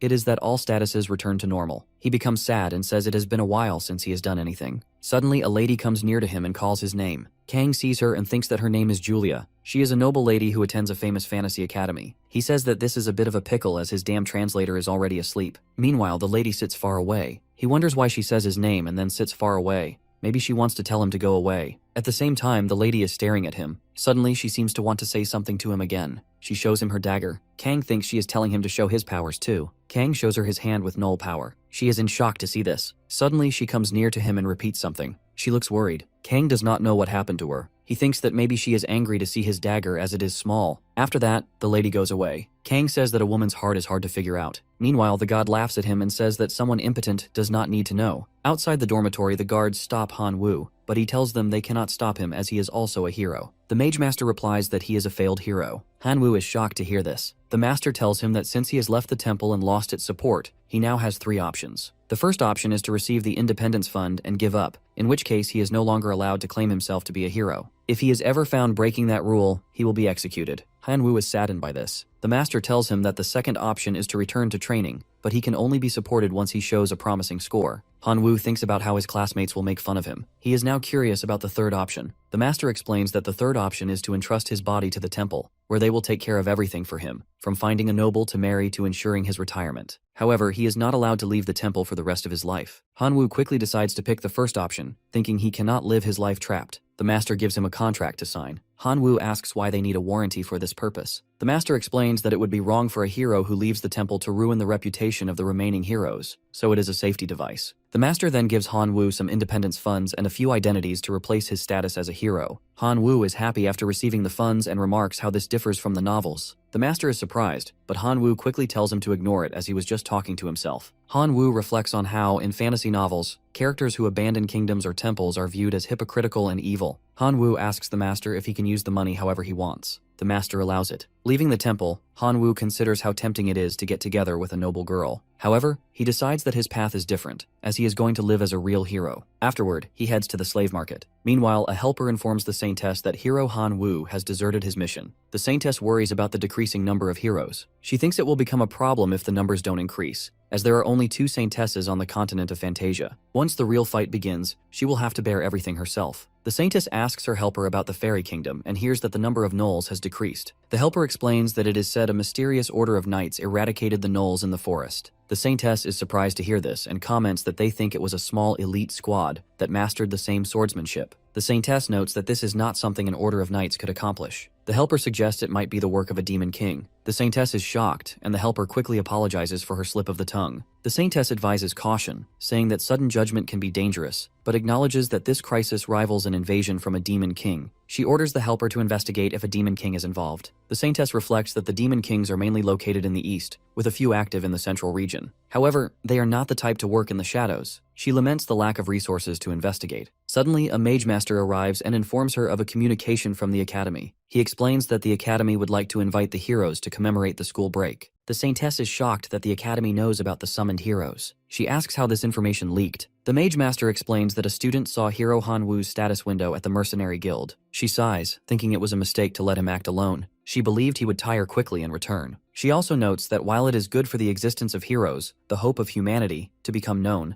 they are still far too weak. She considers the Academy's invitation as an opportunity for the heroes to meet a teacher or a valuable comrade. She tells the Mage Master that they will review the invitation favorably. Suddenly, a knight arrives and reports that they found a bag containing a hero's personal belongings. The Saintess is shocked to hear this. Elsewhere, Cogmos and Kang are sitting in a cart. Kang observes that the girls they are traveling with are mercenaries. Cogmos confirms this, saying it is obvious. One of the guards says something to Kang. Cogmos translates, explaining that the guard is asking how Kang is so strong despite being only level 1 and what his training method is. Kang smiles and remarks that it is a superficial reason to talk to someone. Cogmos asks if he should translate it as Kang being uncomfortable with their degenerate greed. Kang stops him. Cogmos tells Kang that he doesn't have to hold back, as asking about people's training methods is rude in the first place. He also explains that while a strong body is an asset for mercenaries, They tend to be shameless in their curiosity. Kang replies that it is okay for mercenaries to be shameless. Cogmos warns him not to twist his words, explaining that lies don't always work. He adds that it is common for mercenaries to fight over a quarrel and die. Kang suddenly sees his status window and is shocked. The experience penalty that inhibits his growth only applies to hunting and achievements. It doesn't affect experience gained through other means. Kang asks Cogmos what he has to do to become a mercenary. Cogmos replies that he has found a way to become stronger. After some time, Kang and Cogmos finally reach the city. Kang is initially excited but suddenly becomes sad. Cogmos notices and asks why he isn't happy. Kang replies that there's a rotten stench lingering around the city entrance. Cogmos explains that it's natural since travelers from all walks of life gather at the city gates, and many of them are unable to wash while in transit. He also reminds Kang that he isn't one to talk since he reeks of orc blood. Kang is offended and tells Cogmos he can't believe how easily he says such hurtful things. Cogmos snaps back, saying Kang shouldn't be complaining either. Kang changes the topic and mentions that the mercenary group they were traveling with disappeared when they entered the city. Cogmos tells him not to worry, as mercenaries often follow their own agendas and move within clear parameters. Kang, now on his own, decides to try some food. He grabs some fruit, looking happy and excited, as Cogmos teases him about his appetite. Cogmos reminds Kang they have business to handle, as the ladies they're accompanying are waiting for him. Kang agrees reluctantly. Later, one of the women expresses her gratitude for saving her life and suggests they all stay at the same inn. Kang agrees to the plan, but Cogmos doesn't seem thrilled. Kang then asks when they'll head to the mercenary guild. Cogmos insists that Kang clean up first if he doesn't want to be thrown out of the guild the moment he steps in. At the inn, Kang freshens up, and his clothes are cleaned by a slime, a trained creature that eats dirt off the fabric like a natural washing machine. Kang is fascinated by the slime and even plays with it, but Cogmos warns him that trained slimes are expensive and worth their weight in gold, so he shouldn't even think about taking one. After cleaning up, Kang complains that he doesn't have good clothes to wear. Cogmos, having anticipated this, reveals that he already bought clothes for Kang. Though reluctant, Kang changes into them. However, when he steps outside the inn, he feels dissatisfied with his appearance and annoyed. Meanwhile, Cogmos is enjoying himself with the ladies, which makes Kang a bit jealous. He mutters to himself, hoping Cogmos gets some divine punishment. To Kang's surprise, the ladies soon join them, looking stunning and drawing the attention of everyone around. One of them apologizes for being late, but Cogmos reassures her, saying they just arrived. Kang, however, is annoyed and asks Cogmos to suggest eating something delicious first. Cogmos agrees and offers to take them to a restaurant. Julia, one of the ladies, says something to Kang, and Cogmos translates it, explaining that she's interested in going wherever Kang wants. This catches Cogmos off guard and visibly irritates him. Kang, now smiling, tells Cogmos to inform her that he also wants to eat. On the other side of the city, Han Wu arrives at the slave market. He is shocked by how proudly it operates. As he walks through the market, he spots a muscular enslaved man and thinks he'd be perfect for errands. However, Han Wu is also appraising other enslaved people, trying to determine the best choice. Suddenly, someone comments that those slaves aren't good. Han Wu turns to see a fellow hero he recognizes from his training days. He's shocked and curious about why the boy is there with a large, intimidating man. The boy casually explains that he left the training program as well and took the independence money, just like Han Wu. Han Wu nervously tells him to keep it a secret. The boy laughs and assures him there's nothing to worry about. He even suggests they get along since they're now in the same situation. The boy offers to share useful information with Han Wu and points to a man in the market, explaining that he's in charge of premium slaves who aren't displayed publicly. He adds that if the man finds out Han Wu is a hero, he'll introduce him to better options. Han Wu is shocked but listens as the boy explains that technically, checking someone's status window isn't against the contract. Han Wu agrees with his logic. The boy then asks Han Wu if he has decided on which enslaved person to buy. Han Wu refuses to answer, feeling suspicious of the boy's overly friendly behavior,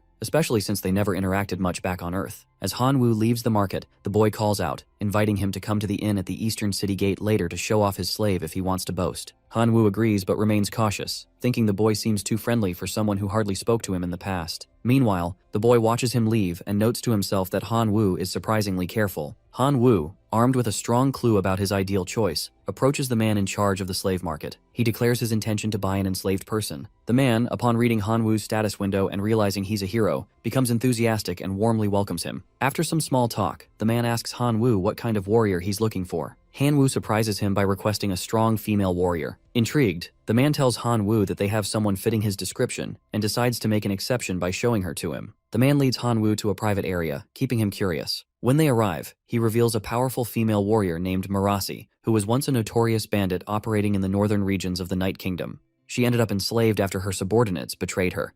Han Wu is stunned to see her. The man elaborates that Mercenary is incredibly strong, capable of wielding a massive two-handed axe with ease. He instructs her to display her status window, revealing that she's level 17 and possesses multiple blessings despite the slave curse. The man explains that the slave curse binds a person to a master, nullifying their free will and ensuring absolute obedience. He assures Han Wu that a proper command can prevent any betrayal. Despite his reassurances, Han Wu remains slightly uneasy. The man, sensing his hesitation, laughs and insists he's offering her at no profit to honor Han Wu as a hero. Han Wu, however, clarifies that he's searching for a strong yet slender female warrior, not necessarily someone as intimidating as Marasi. The man agrees to let him choose from their stock and remarks that Han Wu's blessings will undoubtedly guide him. Han Wu takes his time inspecting the candidates and eventually picks 3 female slaves. The man introduces them as Lusa, a level 6 red-haired woman with a charm blessing, Sarah, a more slender and agile warrior, Kana, a robust yet lithe combatant. The man finalizes the ownership transfer by destroying their previous contracts and emphasizes the importance of giving clear orders, as there have been instances of slaves rebelling or escaping.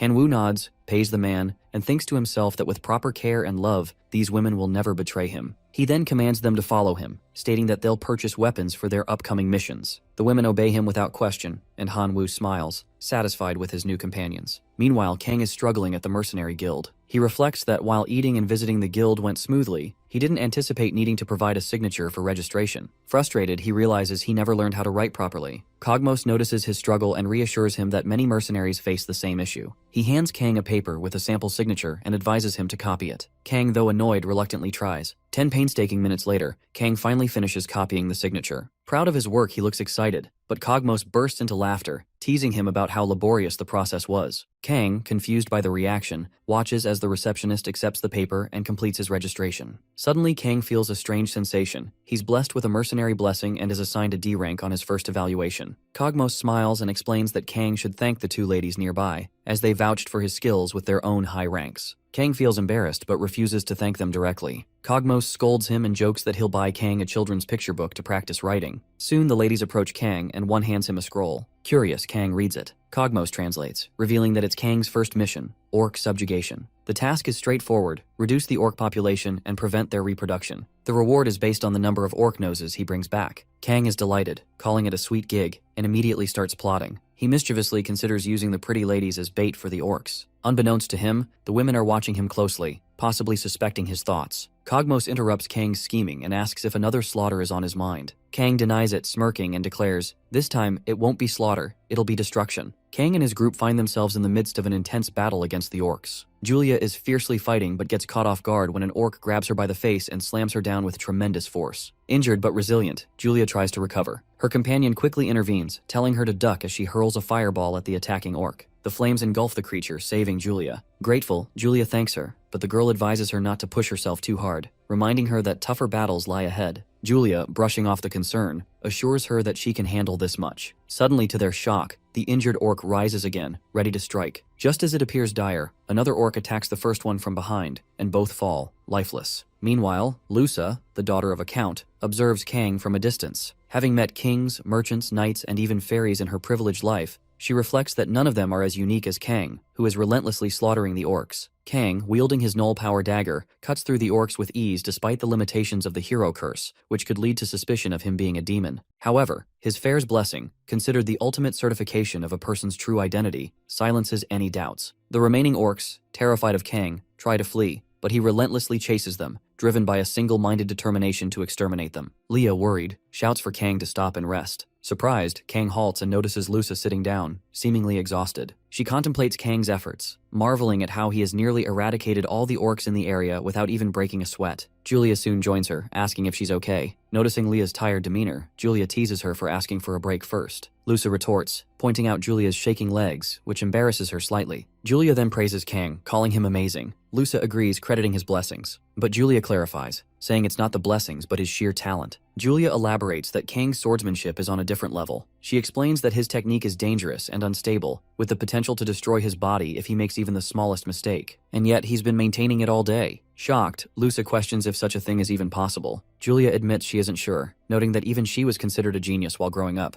but Kang's skill seems beyond that. Meanwhile, Cogmos suggests they take a break. He hands Kang a step-by-step picture book to help him learn the common language. Kang begins reading, drawing the attention of the girls who silently watch him. Meanwhile, Julia announces that she has reached level 15, causing Lusa to feel slightly envious as the gap between them grows. She reflects on the system that makes it easier to level up and rank higher the stronger someone is, while a drop in rank results in losing all associated benefits. Julia then declares her goal of achieving B rank, shocking Leah. She warns Julia not to push herself too hard, but Julia brushes it off, saying they'll be fine with Kang around. Julia adds that while Kang seems overly focused on hunting, he is also deeply preoccupied with ensuring their safety. Lusa teasingly remarks that Julia, who claimed to have no interest in men, seems quite interested in Kang. Julia defensively denies it, explaining that observing another person's movements is essential for mastering swordsmanship. After finishing his reading, Kang suddenly tells the group that it's time to move. Surprised by his quick adaptability, the girls follow him. Lusa silently observes Kang, marveling at how he is both a simpleton and an enigma,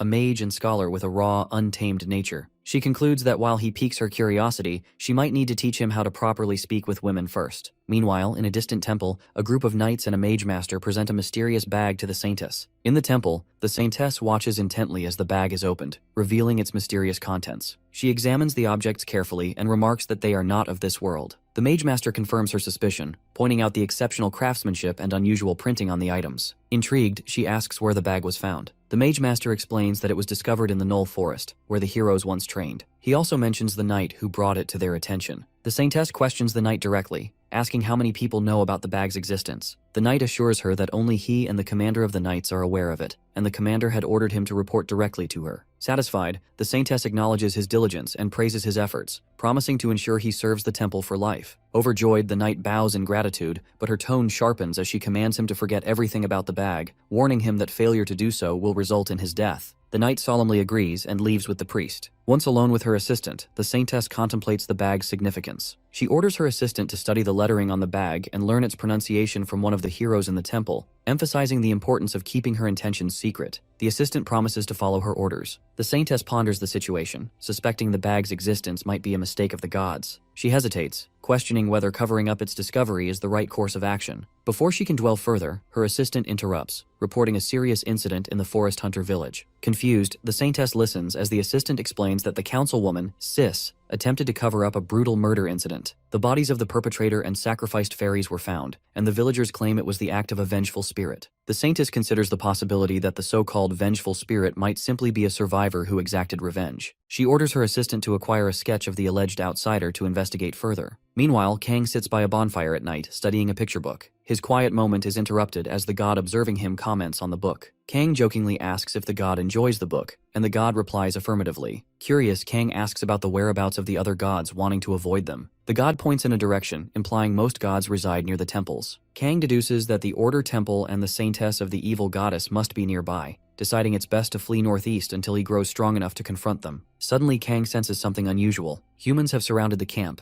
He wakes up Cogmos and alerts him to the danger. Cogmos confirms Kang's observation and asks how he can sense the attacker's levels from a distance. Kang explains that gnolls possess a similar ability, leaving Cogmos impressed. Without wasting time, Kang wakes the girls, who spring into action, alarmed by the imminent threat. The group leader of the attackers steps forward, speaking in his native tongue. Cogmos translates, revealing that the group demands Kang's spoils from monopolizing all the orcs in the area. He adds that the attackers promise to spare the noble ladies, but will surely kill the rest if they resist. Kang smiles mischievously, mocking the attackers, calling them classy bastards. The girls shout in defiance, preparing to fight, while Cogmos nervously reminds Kang of the attackers' superior numbers. Kang, however, remains eerily calm, smiling as he mutters something incomprehensible. Cogmos grows concerned, asking if Kang is all right, but Kang ignores the question, stepping forward with resolve. As the tension escalates, Kang whispers, they should go to the afterlife together. Kang thinks that the opponents are more than he expects. After that, he sees the girls and feels that it is going to be hard to fight while protecting them. Suddenly, he comes up with an idea and shouts that strong females are here. The opponents are shocked, but they shoot arrows at them. Kang stops them by throwing away their arrows. Meanwhile, he runs towards them and kills the man. The people are shocked as the orcs also arrive. The orcs fight with them. Everyone is shocked to see the orcs there, except for Kang, who smiles and says that now this is a double exp event. After that, Kang moves with the speed of light to kill them all. The man is frightened by Kang and begs for his life. Suddenly, his leader arrives and pushes him back. He tells Kang angrily that he will kill him. Kang replies that he is impressed as the man is still okay, even though Kang struck him. The man uses his powers so he can attack Kang. Suddenly, an orc arrives to kill him, but the man's subordinates kill the orc.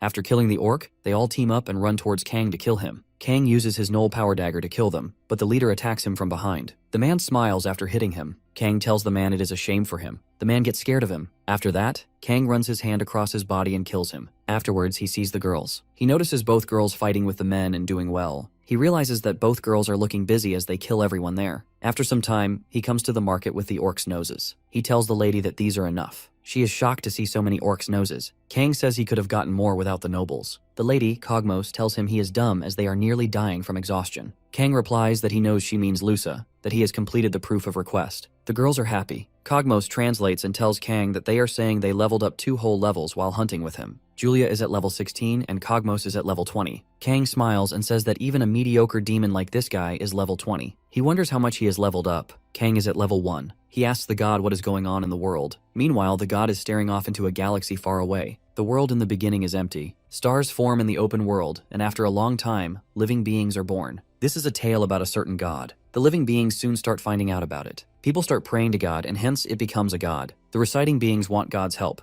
and by giving them support, God feels the reason for existence is worthwhile. However, more gods appear over time, and they help the living beings in each of their ways, like it's a competition. As the reciting beings receive the grace of the gods, they progress in various ways, but the countless lives that cannot come to terms with each other fight violently and die in vain. Time passes. One day, a man in the cave is dying. The god comes near him and asks him if he wants to live. He replies that he does. The god turns him into a baby. After that, the god goes to the nearby village. There is an older man with his wife. God blesses him with a child. In this way, the particular god is proud of the outcome. After some time, God comes to visit a baby who is now a young boy. The god asks the boy how he is going. The boy looks at him with curiosity. The boy knows her, as she is the one who turned him into a baby. Dakin asks him if he wants something else. The boy is trembling and grinds his teeth. He angrily tells God that he will curse her. He tells her that the woman he loves was taken away from him because she made him into a baby. The god becomes sad and replies that she never asked for a woman. He tells her that he was supposed to stop the wedding and save her himself. God apologizes to him and leaves. The boy yells and tells her to take the responsibility. Meanwhile, the god thinks about where they went wrong and how the other gods are doing. On the other side, a man is paying his tribute to the god and asks for help so they can have a safe voyage. A certain war god is cheering them. At the same time, God is still confused. God blesses several other lives afterward. However, every single one of them resents God. Hundreds of more years pass. The world changes as time goes by. More living beings think of God as a tool, so the gods make new rules like heroes, demons, levels, blessings, and curses. The gods adjust to the new order, except for one god. Suddenly, the god notices there is a man named Cain. His foot is injured, and there is a lady with him. He tells her to call the saintess right now. She tells him that she did something else while he was fighting. The boy is in so much pain. The status window shows he is at level 38 with many blessings and curses. Instantly, the god comes there and asks the boy if he wants to live. The boy is surprised and says he wants to. A particular god warns that he will lose everything. The boy replies that it is better than dying in vain like this. The god smiles. She gives him a blessing. As God gives their blessings, they think about how they are still needed. The boy is cured. He is happy as his body is back to how it was. Suddenly, the boy notices that he is at level 1. He is in shock. God drills him to remember his warning. He replies that he knows everything. He tells the god that what's important is that he is alive. He has to start again from level 1. The god is at ease after listening to this. After some time, their group fellow, Cain, tells him he can no longer participate with them as he is not leveling up. The lady says sorry to him and tells him to forget her. Then they leave him behind. Cain becomes angry and says that this is a blessing. It is the worst curse. Meanwhile, a certain god is watching him. Suddenly, Cain smiles and says he was angry but now feels nothing. He says that his god saves his life. He will stop the resentment and complaints. He tells God that he wants to give her a word of advice. God is so curious. Cain tells her not to give anyone a blessing ever again. This is a curse that takes away things more valuable than life. He also tells her that a gift takes him back to level 1 every time, and there won't come a day when he uses it again, even in death. God is shocked. They had been staying in denial until then, but God finally admits it. They are no longer needed in this world. Again, more time passes, and God finds a dying boy again. He is Kang. It is a simple curiosity for God. She blesses him because he has the hero's curse and is about to die. She may have changed her blessing's name, but he would inevitably resent her if he learned the truth now. In the present day, as God predicted, Kang finds out the secret of the blessing. Suddenly, Kang speaks loudly that this is too bad as the levels are resettled. He tells the god that it is evident. If he thinks about it, he just wasted his time exterminating pigs. Meanwhile, a certain god is quizzical. Suddenly, Kang shouts that they must buy some picture books. Gods start praying. Kang asks her what he is praying for. He replies that it is a secret. On the other side, Han Wu is lying on the ground, a little injured. He sees that the opponents beat his girls before this. He and his team were fighting with the nulls. They killed the nulls. Han Wu appreciates them, and is happy as they are finally starting to work well together. He tells them they will continue hunting like this, so they should get used to it. Han Wu thinks that the nulls are at level 4, while he and Kana are at levels 5 and 6, so hunting nulls should be easy now. He thinks he may have used almost all his money buying them, but he can now save his money. Suddenly, he notices that the null is still alive. Instantly, Han Wu uses his blessing of magic and burns the null. Han Wu looks happy and thinks that the magic blessing he got from Princess Athena already has this much firepower, as a unique main character should. Suddenly, Park Han-young comes with his guard. He tells Han Wu that he is perfect at fighting and was going to give him a hand if it got dangerous. Han Wu replies that if he is going to hunt, he should do it over there as he got there first. Park Han-young smiles and replies that he does not want to. Han Wu thinks, as he expected, that this guy is trash. In their original world, Park Han-young would always go around in groups bullying people. He also made fun of him and called him dumb. Han Wu thinks that here in this fantasy world, he is the hero and main character, so no one can stop him now.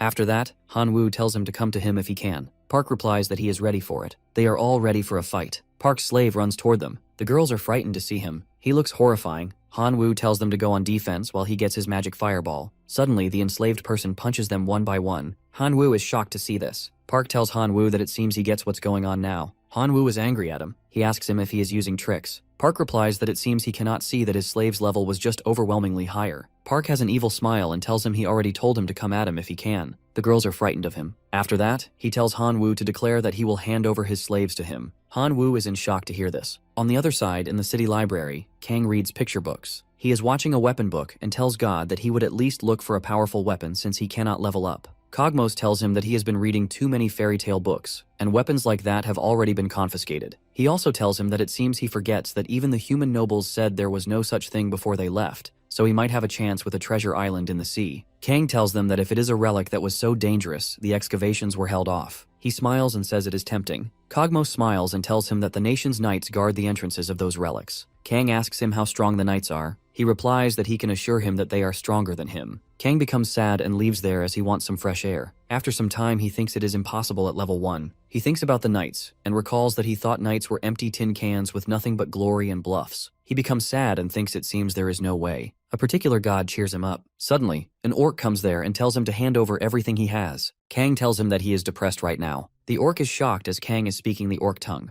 Kang tells him to go when he is letting him go, but the orc attacks him as he finds him weak. Kang punches him with null power in his chest, and the orc falls. Kang sits on him and tells him he knows how it feels to have his world crash. He is going to punch him again and tell him how there can be no relics to excavate. He is pissed off and asks what he will do in this fantasy world with no hopes or dreams. He punches the orc multiple times. The orc stops him and tells him that there is a relic. Kang is shocked to hear this. The orc tells him there is a relic, so stop hitting him. Kang tells him he does not lie, as he races his brain to run off. The orc tells him he is not lying, as there is a vast orc relic. After that, Kang calls him his friend and asks if he can say more about this relic. On the other side, the orc is crying as there are different dialects in each region. The western continent of Fantasia uses unique adjectives like a dragon-level knight or a slim, cowardly monster to express things. Kang thinks then, what does the orc in the middle mean? It means they were good enough. After some time, Kang goes somewhere with the orc. Kang wants to ask him something and calls him a friend again. The orc stops him from calling him a friend. Kang tells him that he should know how lucky he is. He tells him he cannot find a human friend who can communicate with him this well. The orc replies that he is not stupid, as he knows friends do not use violence on each other. Kang smiles. The orc tells him that he may lead the way, but he won't be able to enter. Kang agrees with him. The orc tells him he does not know. It has been like that since he was born. After that, he tells him they are here as the relic is before them. Kang is surprised and happy to see this. Suddenly he sees nothing there. When he deeply observes and notices that there is relief, the orc is satisfied that he is leaving here. He thinks that Kang is not with him anymore. Meanwhile, Kang is shocked and says he had not seen a city this big earlier. The orc is shocked to see him there. He asks him how he can be here. Kang replies that he is the one who brought him here. The orc tells him this is an orc sanctuary. Only those below level 9 can enter. Kang smiles and says there is no problem, as he is at level 1. Suddenly, the other orcs throw spears at Kang, but he saves himself. There are so many orcs, and one of them tells Kang that he blames himself for entering the orc sanctuary. He tells Kang that stepping foot here means he is at level 9 at best. The orc tells his fellows to be careful with Kang, as he is so powerful. At the same time, Kang tells them to feel free to stop him. He runs toward the orcs, his eyes sparkling. They are shocked to see him as Kang is flying. On the other side, God is praying for the lives of countless pigs. Kang hides from the orcs. and they cannot find him because of the smell of their people's blood. Conversely, Kang tells the god that this will not end anytime soon. There are so many orcs that are dead. Kang says that from now on, he has been hunting them forever. He feels he is going around in circles trying to find the exit. Suddenly, the other orcs find him and want to capture him so they can eat him. They chase him for some time. They all get tired, but Kang is still energetic and says it's time to end this. After some time, he kills them all and sits on their bodies. There are some slimes too. Kang is happy as he buys some slimes to gather the orc bodies for him. Kang is waiting to see if any changes have happened. He looks at his status window and finds that his slaughter is now at rank C, but he gets a new curse. Massacre. This curse means the orcs he killed will haunt him in his dreams. He is slightly worried, but later he relaxes, as he doesn't sleep. Kang says that his curse got more powerful, and another curse was added. He tells the god that this is too much for him. After that, he tells God that the cost of saving people is a curse, so he finds it unfair. A particular god replies that he should look at it from the orcs' side. Kang thinks he brought together all the people captured by the orcs. Whenever he saw them, they were saying something to him. Kang stepped down and felt that he should bring Cogmos with him. After that, Kang calls an orc who is playing dead. He tells him he knows that he is alive, so come up here. He asks the orc how to leave this place, as no matter how much he walks, he ends up in the same spot. The orc tells him that this city has a different entrance and exit, and the city's center is the only exit. Kang is curious about this and thinks he should go to the center, not the outskirts. After some time, he comes near the point and thinks this is the exit the orc was discussing. He sees the place and says that there does not seem to be anything special. He believes he should use some magic to open a portal, since it is a fantasy world. Suddenly, a light comes from the point. An orc tells Kang that he is the human who destroyed their base and asks him to answer his question. Kang thinks that the orc's entrance is considerably fancy, and he knows that this orc is stronger than him. Kang tells him that he asked to move the orcs, but they didn't. The orc leader tells him that for this only reason, he massacred 300,000 orcs. He tells Kang that he is the guardian of the city and the orcs.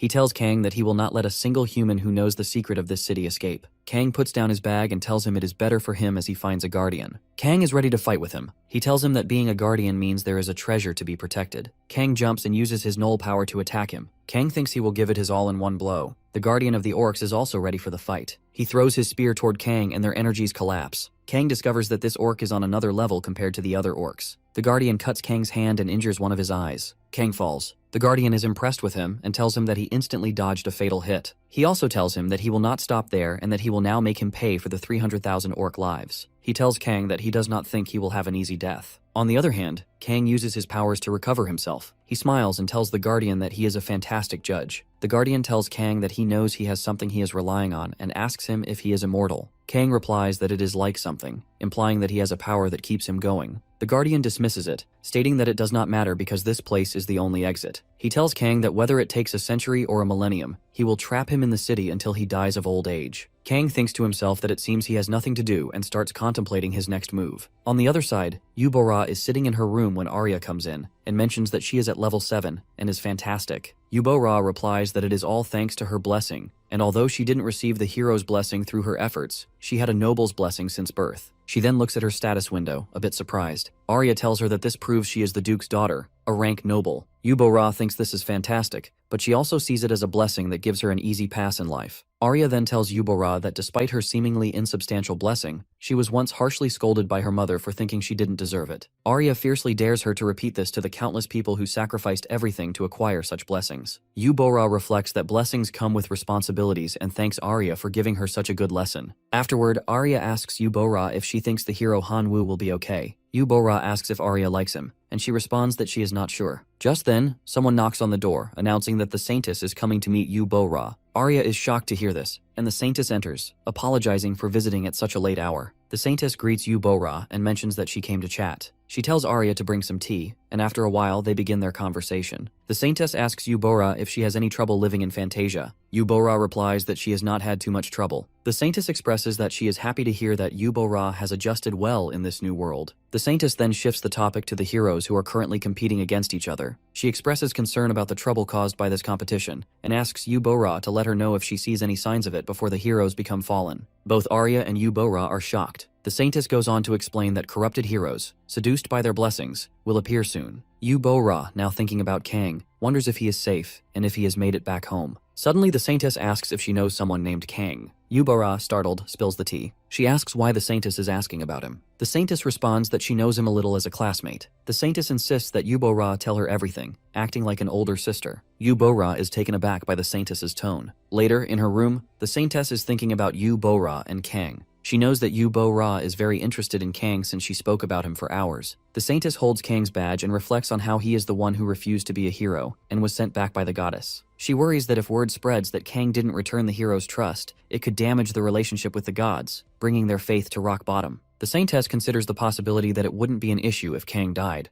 All she would have to do is hide the evidence, but she's slightly worried if Kang is still alive. Meanwhile, a certain arrogant god of benevolence is watching over her. The saintess, sensing this, is shocked and starts panting. The god of heroes knows their locations because he gave them the blessings, and the saintess realizes that if she can't find Kang, her plan could be compromised. The saintess believes she must act quickly to find him and erase all evidence of his existence. Her most urgent task is to launch a search network without letting anyone know. Meanwhile, the god watches the saintess, peeking at her plan, and leaves silently. Kang continues his intense battle with the Orc Guardian, determined to fight until his last breath. The Guardian asks him how long he plans to endure this futile struggle, to which Kang replies that he will keep fighting until he dies, constantly attempting to defeat him. Their battle resumes, but Kang continues to fail in overcoming the Guardian's strength as the Orc's spear strikes him repeatedly. In the midst of the battle, a boy named Bruce arrives, announcing that he is at level 9. Bruce was the temporary leader of a group of indigenous people who had been saved from the Orc hideout. However, Kang cannot understand what Bruce says. Just as the situation is becoming tense, a girl enters the scene, causing Bruce to flee in fear. Kang tells the girl that she can do whatever she wants while he remains focused on his plans to take down the Orc Guardian. The next morning, Kang, still deep in thought, believes he has devised a good plan to defeat the Guardian. However, he notices the girl sleeping nearby, which intrigues him. The god warns Kang to mind his own business, but Kang remains determined, thinking that the priority is still to defeat the Guardian of the Ruins. He begins meditating, readying himself for the next battle. He believes that using his null powers will be the key to overcoming the Guardian. Kang continues practicing tirelessly, showing his progress to the god. He asks if his moves are similar to the Orc Guardian's swordsmanship, and the god confirms that they are. Kang feels confident after practicing all day and night, and as a result, his status window is updated. His blessing level increases, and he feels a sense of accomplishment. However, his joy is short-lived when he notices that his curse level has also increased. The increase in the hero curse means that the goddess has noticed him, and this worries Kang. Despite the curse, he remains focused and decides that it is time to make his move against the Orc Guardian once again. Kang approaches the ruins where the Guardian resides, and the Orc Guardian, seeing Kang return, expresses his surprise. He asks if Kang is ready to die again, but Kang responds that this time he is not running away. The Guardian seems skeptical, but Kang tells him he doesn't care whether the Guardian believes him. The Orc offers to show Kang around the ruins, but Kang quickly realizes that the Guardian has set a trap. He sarcastically remarks that it is shameful for such a great warrior to rely on traps in combat. As Kang observes, he notices that the Guardian cannot escape the ruins, so he formulates a plan to use that to his advantage. With a bit of strategy, Kang intends to get the upper hand. He proceeds through the ruins, but when he arrives, he finds nothing. The Guardian reveals that this place was once a training ground for raising heroes, but not for orcs, as their race was not chosen by any god. He tells Kang that humans became arrogant and careless, which allowed them to take control of this place. The Guardian further explains that the ruins are filled with blessings, but also that they were designed to prevent powerful beings from entering. However, the Guardian believes that as long as he remains alive, it will be impossible to rebuild his city. This is why he intends to kill Kang. Kang smiles as he listens to the Guardian's words, signaling that he is prepared for the next battle. Kang tells the Guardian he wants to ask him a question before they fight. He asks the Guardian if there is treasure in the ruins. The Guardian replies that weapons are lying around for heroes who have just graduated from the training ground. Kang is shocked and thinks about what one could do to that vile goddess with beginner-level weapons. He believes he is doomed. Suddenly, the Guardian jumps and tells Kang that the talking ends here. He tells him the resentment of 300,000 comrades will be paid back here. Kang instantly takes out his dagger and fights the Guardian. He hits him multiple times with his dagger. The Guardian is shocked and thinks Kang has improved a lot in just one day. Suddenly, the Guardian notices Kang moving toward the exit. He runs to chase him and angrily tells Kang that he will never let him escape from the ruins. He tries to hit him with his spear but fails. Kang saves himself and tells the Guardian that he has been thinking about how to get out of the ruins since yesterday. Meanwhile, a portal appears. The Guardian is shocked to see it, and Kang also watches the portal, realizing this is the exit. Kang feels happy and says setting this up peacefully without fighting was a good plan. He admits he didn't think he would disappear at all. He says he cannot level up anyway and does not need to work hard. It is enough for him as long as he can get the treasure. The god tells him about the direction of the treasure. Kang sees it and thinks there is a place like this behind all the destroyed buildings. He believes there really would be treasure there. After some time, he finds the treasure and becomes happy. He holds a sword from the treasure. God tells him it is a beginner hero's holy sword.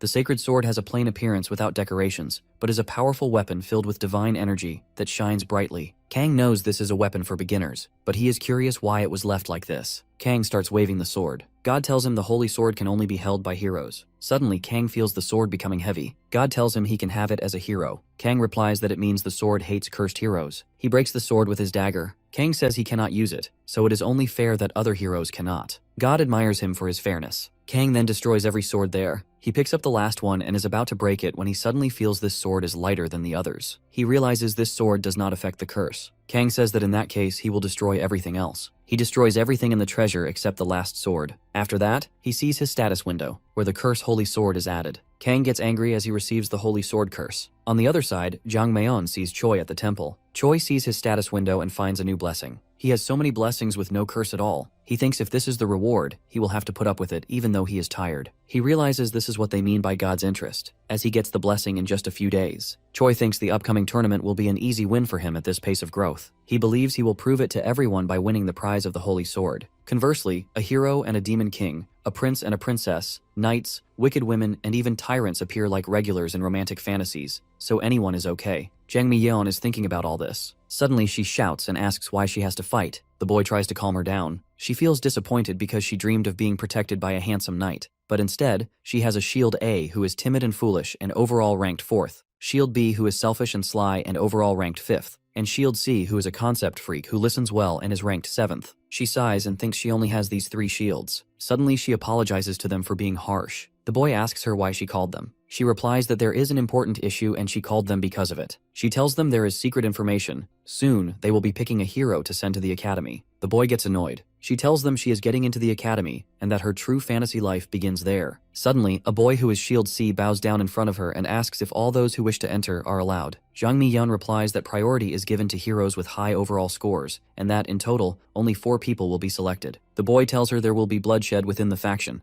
but assures her she has nothing to worry about. After that, another boy asks her why she is sharing this information with them. Jang Mi-yeon replies that she wants them to enter together. She also tells them that she is earnest about this. Shield B gets angry and tells her he does not want to clean up her mess with the prince who rides the white horse she is going out with. Jang Mi-yeon promises him she won't do it, and if she breaks her promise, she will grant him a wish. The boy is shocked to hear this. She also tells them that the gods are listening to everything. Suddenly, Shield A comes forward and tells Jang Mi-yeon that he will come along as long as she likes it. The third boy also agrees with her. After that, the second boy says that no matter how much he thinks about it, he feels like he is being deceived, but he also agrees with her. Jang Mi-yeon becomes happy and thanks everyone. On the other side, in the ruins, Kang is so pissed off after getting the curse. He says they cannot curse him just for breaking a couple of swords. After that, he reads about the Holy Sword curse. He holds the Holy Sword and says that if destruction resistance is included even with a defective Holy Sword, then what should he do? Meanwhile, the god expresses condolences to the Maker. Kang tells her the Maker probably didn't know a hero would break the Holy Sword. He thinks that out of the countless Holy Swords, only one is left, a Holy Sword that becomes stronger from a curse. After that, he tells the god they must leave from there. He comes to the place where he thinks the orc disappeared. Kang asks how he turns on the portal. Suddenly, he notices the orc guardian appearing again, running toward him to kill him. Kang feels that this time, a lot has changed. He is ready for the fight. He tells the orc guardian that if he leaves the ruins, he will start to age. The guardian is going to attack him, but Kang is also ready and says it is time to test his holy sword. He hits the orc guardian, and the guardian flies away. Kang tells him that now it is his turn to cut his arm. The orc guardian tells him that the price of eating away at his youth is very high. He uses his powers and heals his arm. He tells Kang that he has been ignoring the deaths of 300,000 of his comrades and defending his youth because of his dirty tricks. He jumps and makes a circle of his powers to attack Kang. Kang is conscious of his moves. The orc guardian attacks him, but Kang cuts his neck with the holy sword. Kang tells him that a day has passed, but he has not progressed. Kang says he does not need to use any tricks, explaining that he only used dirty tricks when he was weaker than his opponent. The god tells him that the fight is not over yet. Suddenly, Kang notices that the orc guardian is still alive, regrowing his head.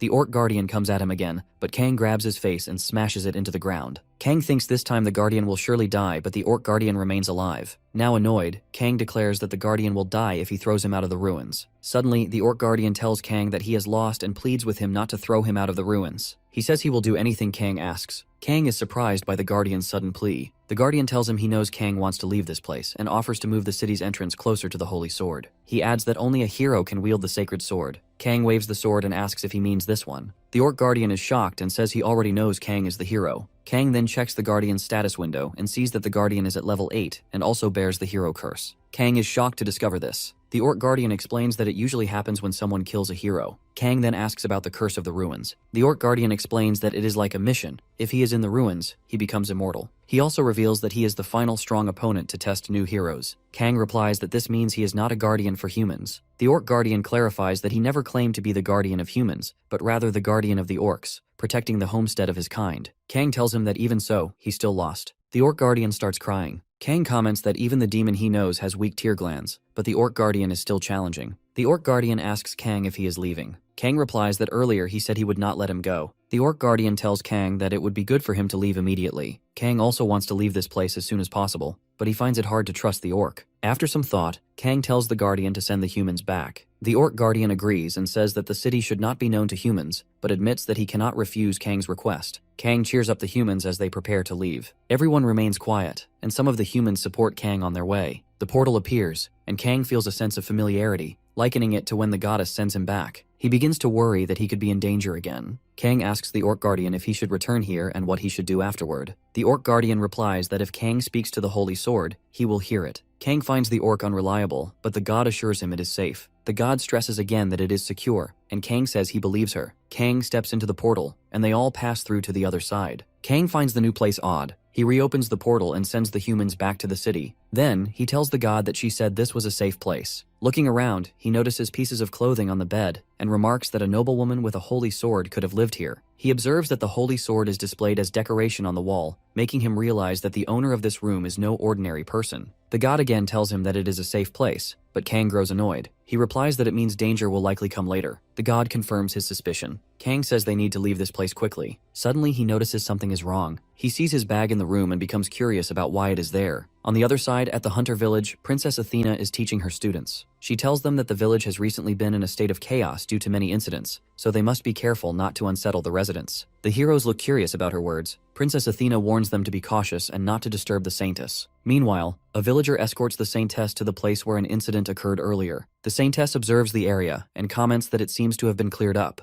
The man suddenly bows down and apologizes to her. The Saintess explains that she came here because she heard about a mysterious massacre. She then asks the man if it is true that the elder Celebless was imprisoned here. The man confirms this, and the Saintess asks him if he knows the worth of the elder Celebless. The man looks confused, and the Saintess reassures him that it is fine whether he knows or not. She explains that the elder Celebless is the guardian of the flame. Despite her weakness in direct combat, the animals she raises are incredibly strong, especially the phoenix that earned her the title of Guardian of the Flame. The Saintess goes on to say that disrupting the peace and harmony among humans and fairies is unacceptable, and inducing a war is unforgivable. However, since the person in charge has forgiven the matter, she will not get involved further. The man thanks her deeply. The Saintess then asks the man about the person responsible. The man describes him as someone with short black hair, similar to the heroes who visited today. Shocked, the Saintess asks for the hero's name, but the man cries and admits he does not know anything more. The Saintess concludes that they must now focus on showing the heroes around the village. Her helper notices the Saintess is preoccupied, thinking about Kang. The Saintess admits that she wonders how Kang survived, but knows it must be him. She says that no matter how many blessings he has, it should have been impossible for him to defeat the gnolls at level 1. She compares him to her heroes, noting that even at their best, her heroes could not handle 2 gnolls at level 1. She marvels at how Kang all alone managed the feat. The Saintess wonders which god blessed him since all the gods are currently at the temple. Her helper suggests that if the spirit and the bag's owner are the same person, it confirms the connection. The Saintess replies that she can still control the heroes, so it is alright. She considers it dangerous to bring the heroes to the ruins, but decides she won't be caught immediately. She adds that the one who knows Kang's name is dead, and she has concrete evidence. The helper then brings up the tournament information leak. The Saintess replies that she already knows about it and is simply pretending not to. She says that managing data is each person's responsibility. Changing the topic, the Saintess mentions that hero Jang Myeon does not seem to be improving enthusiastically. She smiles and says she is unsure why Jang Myeon wants to go to the academy, but promises to do her best to prepare her until the tournament. Elsewhere, rain begins to fall, and the students start getting annoyed. Choi observes the situation and notes that it feels too relaxed, like everyone is on a picnic. He sees no reason to worry about the tournament. Suddenly, Choi notices someone standing in the darkness. Alarmed, he tells the other heroes to call Princess Athena, suspecting the gnolls might appear. Instantly, they realize the person in the darkness is Hero Han Woo, who appears slightly injured. Choi approaches him and remarks that he looks like a mess. Han Woo, shocked to see them there, tells Choi that his injury is an honorary medal of victory. Surprised, Choi asks for clarification. Han Woo explains that it is a token of success from a real battle, something unthinkable for the others. Han Woo challenges Choi to a duel if he does not believe him. Choi agrees, saying he will show Han Woo the difference in their skills. He draws his sword, confident in his abilities. Han Woo, despite knowing that Choi is at a higher level and possesses the blessing of magic, uses his revenge blessing and resolves not to lose the fight. As the fight between Han Woo and Choi is about to begin, Arya steps in between them, urging them to stop.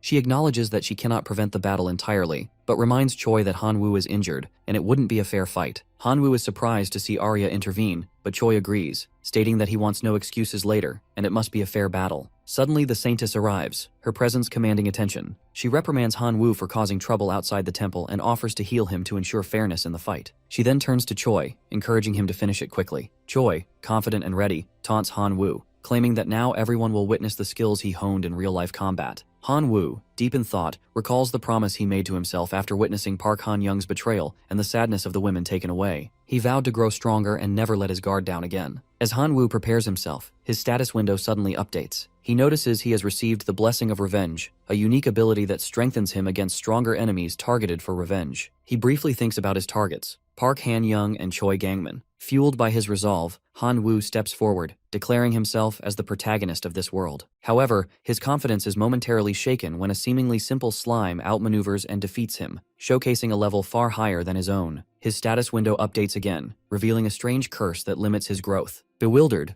Han Woo wonders how such a curse could have fallen upon him, and why Arya, who should know about it, never warned him. Accepting the situation as the protagonist's fate, Han Woo decides to fight through it. As the battle begins, he launches a fireball at Choi, who easily counters with his superior speed and agility, thanks to his blessing of speed. Their powers clash, creating a spectacle for onlookers. Choi acknowledges Han Woo's improvement over the past few days but warns him that his magic is still insufficient. Han Woo, determined to prove his worth, gathers his energy and prepares a massive fireball. Choi dismisses it as an ineffective attack and dodges it effortlessly. However, as the fireball explodes, a second, more powerful blast follows, catching Choi off guard. This display of sudden magical growth shocks everyone present. Choi barely manages to evade the attack using all his agility. He mockingly tells Han Woo that landing a single blow would not guarantee victory. Han Woo, frustrated but resolute, retorts that the fight isn't over yet. As the battle intensifies, Choi's blade begins to glow, signaling an ultimate attack. At the same time, Han Woo charges another massive fireball, pushing his limits. Just as their final attacks collide, an enormous explosion erupts, engulfing both combatants in its aftermath. When the dust settles, both Han Woo and Choi are on the ground, visibly shaken and injured. The Saintess, observing the chaos, orders her helper to clear the area immediately. Though the fight ends without a clear winner, it leaves everyone in awe of the sheer power and determination displayed by both combatants. Nag finds himself in a perilous situation, and is questioning why the Green Guardian would send him to such a dangerous place. Suddenly, Kogmos appears, catching Kang by surprise. Kogmos casually remarks that he had initially planned to leave the previous day, but missed the opportunity due to the unexpected arrival of someone he absolutely had to avoid. When Kang asks if it was the Saint who appeared, Kogmos grimly replies that if the Saint had come, he'd already be dead. Instead, he reveals that the person who arrived was none other than Prince Alsus, the first heir to the Swordmaster Kingdom's throne, and one of the kingdom's top 3 knights. He explains that Prince Alsus is part of the second generation of powerful beings, reminiscent of the young days of the Night King, a legendary monster queen. As Kang changes his clothes, Kogmos continues to warn him. He informs Kang that the prince has expressed interest in meeting him, but he must avoid revealing anything about Kogmos. Prince Alsus, being a paladin blessed by the saint, could immediately sense Kogmos' demonic nature. Kang, unconcerned, tries to brush it off, but Kogmos grows frustrated and insists that Kang take this seriously. Their conversation is interrupted when a group of noblewomen arrives, much to Kogmos' irritation. He sarcastically comments on Kang's popularity among women,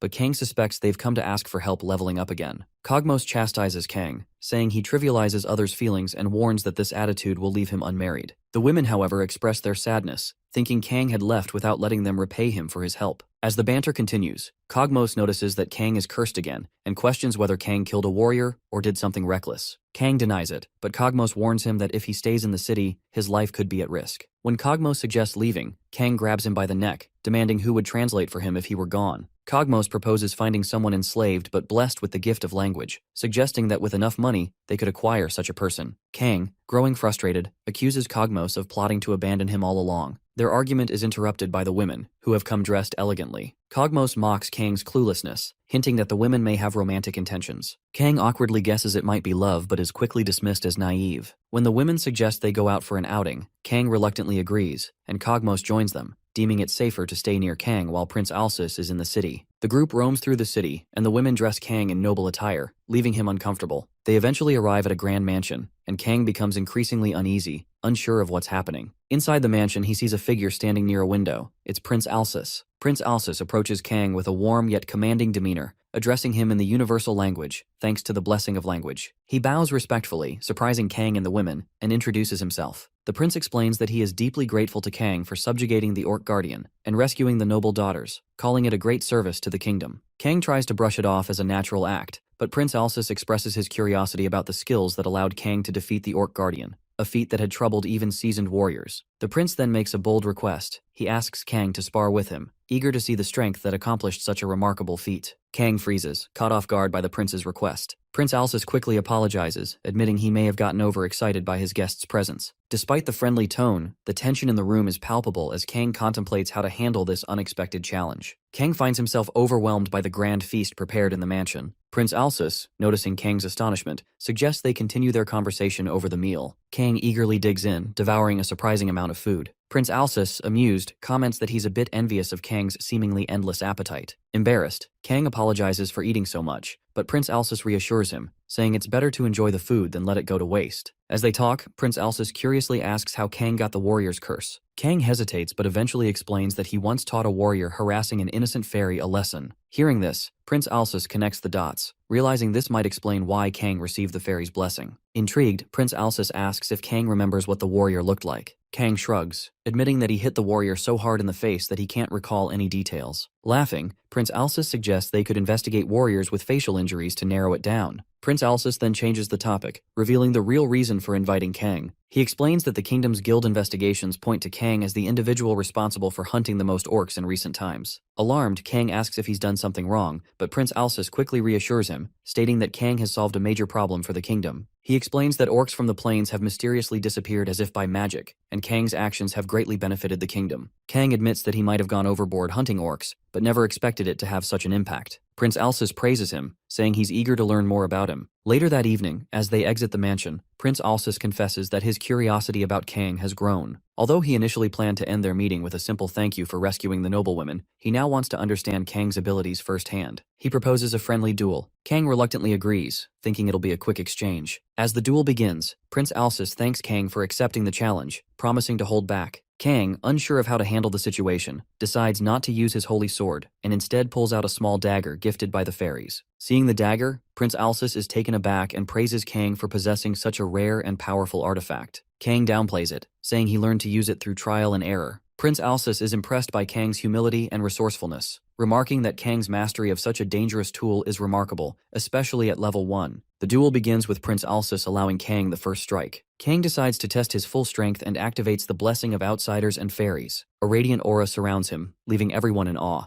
As Kang strikes, his dagger collides with Prince Alsus's sword, creating a blinding flash of light. The impact is so powerful that it shatters the prince's sword. Kang, realizing what he's done, panics. Worried he might have accidentally killed Prince Alsus, he glances around for an exit. Seeing a chance, he bolts from the mansion without a word, leaving everyone stunned. Meanwhile, Prince Alsus sits on the ground, holding the remnants of his shattered sword. He smiles, marveling at the absurd strength of Kang. Reflecting on the duel, he admits that his reaction was too slow to counter such an overwhelming attack. Although his prized sword was destroyed, he's deeply impressed by Kang's raw power and potential. Shaking his head, he mutters, "Kang truly is something else." Suddenly, the girls come near Prince Alsus and ask him if he is all right. He replies that he is okay. After that, he stands up and says that the world is very vast. Lusa tells him that she thinks Kang is startled too. Julia is also shocked as he immediately runs away. Prince Alsus says that it all happens because of his weakness. He almost gets the savior of the kingdom guilty of attempted royal murder. After that, he tells the ladies he wants to apologize to Kang, and Lusa needs their help. Julia tells him that he would have gone to the motel after this. The ladies are also going somewhere. Lusa tells Prince Alsus to wait for them. Meanwhile, Prince Alsus looks calm and is excited as he recalls when he first learns about the sword from his mother. On the other side, the Saintess returns to her room. She asks the house helper if anyone entered her room without permission today. As usual, he replies that no one did except the inspector and the maids. The Saintess knows that there is an intruder as footprints are on the floor. The house helper warns her and tells her to stay out of there as an assassin might be hiding. The Saintess sees him and asks him if he is telling her that there are assassins who leave behind tracks. After that, she tells them that no one will come in until she says so. She sees that the bag of Kang is also missing. She is shocked. She thinks that out of everything, only the bag is gone. It is okay even if the other things get stolen since they can be replaced, but Kang's bag cannot be returned. She is a little bit worried. She thinks that the clear evidence that God lied has disappeared. A certain bumptious god of goodness asks her what the fuss is about. She replies that Kang's bag has been stolen. The saintess is worried and says that somebody breaks into her room and steals it, the only thing they take. A certain bumptious god of goodness rebukes her, saying she should have destroyed it earlier. The saintess replies to God not to put her faith to the test. A certain bumptious god of goodness is uncomfortable and asks her what she will do. She replies that she will have to leave it for fate to decide. A certain bumptious god of goodness asks her if there is any way to find it. The saintess tells her that instead of asking how, she should look for it herself. A certain bumptious god of goodness leaves with a frustrated expression. After that, the saintess is so worried, and her head hurts just from thinking about Kang. Suddenly, a magic ball asks the saintess if she is okay. She tells the ball to send the message to Prince Alsus in the fairy kingdom. After some time, the house helper comes to Prince Alsus and tells him that the saintess is looking for him. Prince Alsus thinks she calls him because he forgets to report to her. He tells her helper that he will leave the destroyed fountain and the rest to her, and then leaves. He comes to his room and sits before the magic ball. He calls the saintess. She asks him about his investigation of the disappearance of the orcs. Prince Alsus tells her that he will report on the contents of the study. He thinks executing their orc hunting plans with the warriors will be challenging. He also tells her that the number of orcs has drastically decreased and does not seem to increase. The saintess asks him if he finds the reason. Prince Alsus tells her that according to what they find from an orc, they capture and interrogate through the blessing of language. It seems that a demon has taken over their habitat. The saintess is surprised to hear that. Prince Alsus tells her that the information has not yet been confirmed true. She tells him they should strengthen the watch on demons doing such a thing. She also appreciates him for his efforts. After that, Prince Alsus tells her that he has a suggestion he wants to make. On the other side, at the motel, Kang tells Cogmos to pack his stuff immediately as they have to run away from there. He tells him that if they are caught, they will be executed for the attempted murder of the prince. Cogmos is shocked to hear this. Kang tells him that he can run away quickly. Cogmos tells him that he is worried about himself being involved with him. Kang takes out the holy sword and tells him to tell the orc to open the portal quickly. Suddenly, the portal appears. Cogmos is shocked to see this as he does not believe that Kang is using some magic. Kang tells him he does not have time to explain, so meet him at the city's northern gate. He also tells him that he will not wait for him for long. After that, he enters the portal. Kang is so pissed off right now. On the other hand, Prince Alsus tells the whole thing to the saintess that a warrior attacks the fairy. He tells the saintess that he knows nothing about the name or the appearance besides his face being injured so severely that his original face could not be recognized. The saintess tells him that she has one person that comes to mind. She tells Prince Alsus that he might be Han Wu. Even for him, it will not be easy to cause a nuisance like this. Prince Alsus tells her he has appointed inspectors, so the expelled warriors do not cause problems. After that, she tells him that she permits it, and that he rewards the cursed citizens generously. She also says that the warrior's fault is the lady's responsibility. She tells him she should take care of this, but she has to go to the fairy kingdom urgently, making it complicated. Prince Alsus understands her and tells her he will reward them so they do not feel disappointed. After that, they end their meeting. Prince Alsus stands near the window and thinks about Kang as he wants him in his kingdom. He thinks this armor level will not be enough to get him. Kang is throwing the stuff from the portal. The humans are waiting for him. After that, he comes out of the portal. Now he is in the Orc City. Bruce is happy to see him. Kang tells him that they need people. Bruce asks him what kind of people he needs. He tells him that he needs the people who move out his stuff. Suddenly, the Green Guardian comes there and asks Kang what is happening. Kang tells him that from now on these people will be moving his things, so do not kill them. He replies to Kang that this place is not his storehouse. Kang replies that he has to transfer the stuff he has ordered through the sword to the exit. The Green Guardian tells him he has experienced many types of humiliation before, but this is the first time he feels weaker than him, making him angry. Kang tells him that he will take this as a compliment. After some time, Cogmos also comes to the city's northern gate. Kang also comes there. He tells him to run away quickly. Cogmos is shocked and tells him to explain the situation. Then he decides. Kang tells him they must run as far away as possible from the ladies. Cogmos asks him if it is related to receiving the warrior's curse.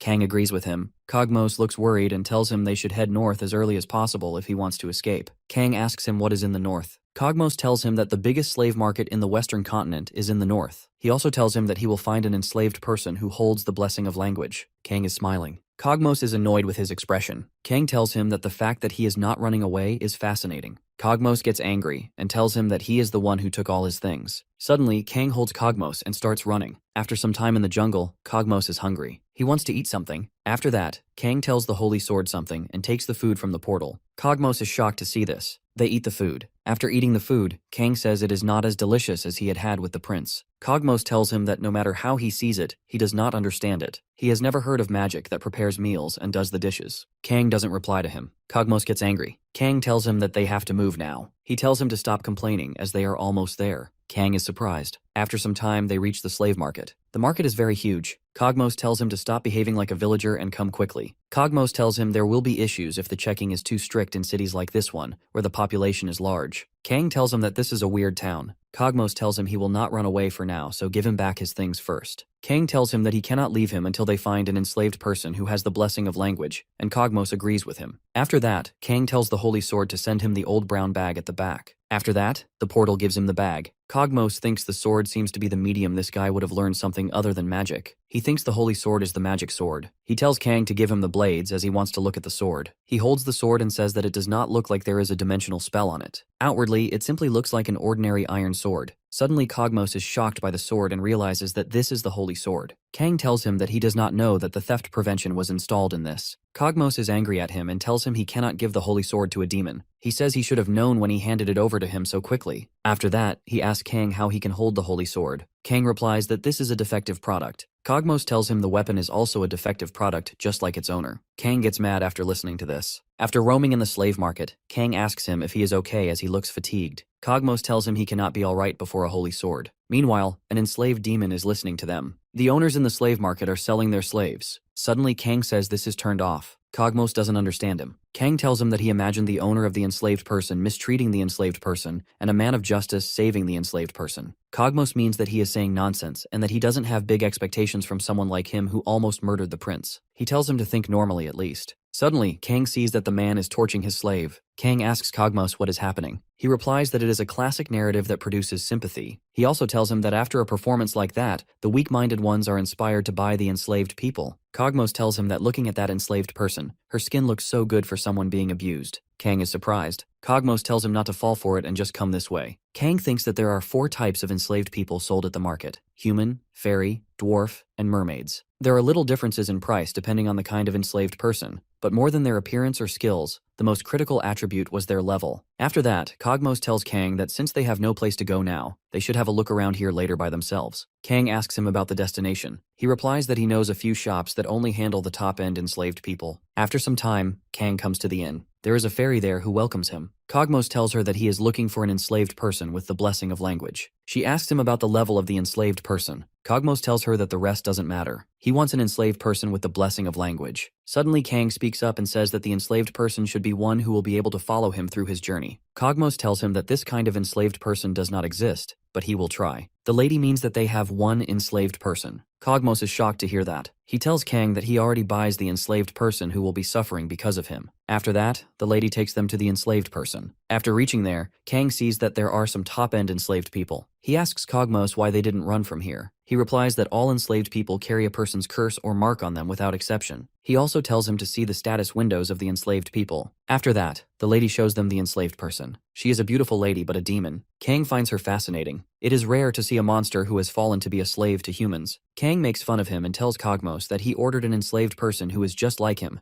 and the only one who can satisfy that condition is a demon. Cogmos says that he wants to buy this enslaved person. Cogmos is counting his money. On the other side, Kang asks the enslaved person how she ended up becoming a slave. She replies that there was a man who was more precious to her than anything, but he doubted her love for him, and so she consented to be his slave. Kang finds this story interesting. Meanwhile, God is annoyed with him. On the other side, Cogmos finds it a sad tale and cries. Both the Lady Demon and Kang are watching him. Suddenly, the Lady Demon asks her master to get rid of this insect as he dares to look at her lightly. She feels like ripping his eyes out. After that, Kang tells the Lady Demon that they have to go. She asks him if it is okay without proper confirmation. He replies that it is okay since they already confirmed it from her status window. Her name is Dialoka, level 27. She has many blessings with 3 curses. Dialoka is a little bit pissed off. She tells him not to take it weirdly. It is because of the blessing of an enslaved person. Suddenly, she comes near him and tells him he can order her to translate next to him. She tells him that the reason she is obeying him, an inferior human, is to be commended. Instantly, Cogmos tells him that he will not simply spare him if he tries commanding her to do something weird. Dialoka tells Kang to give her a command to kill him. Kang tells him that he has not killed him yet. Kang thinks that he should buy some other enslaved people. After some time, he purchases many enslaved people because they are cheap.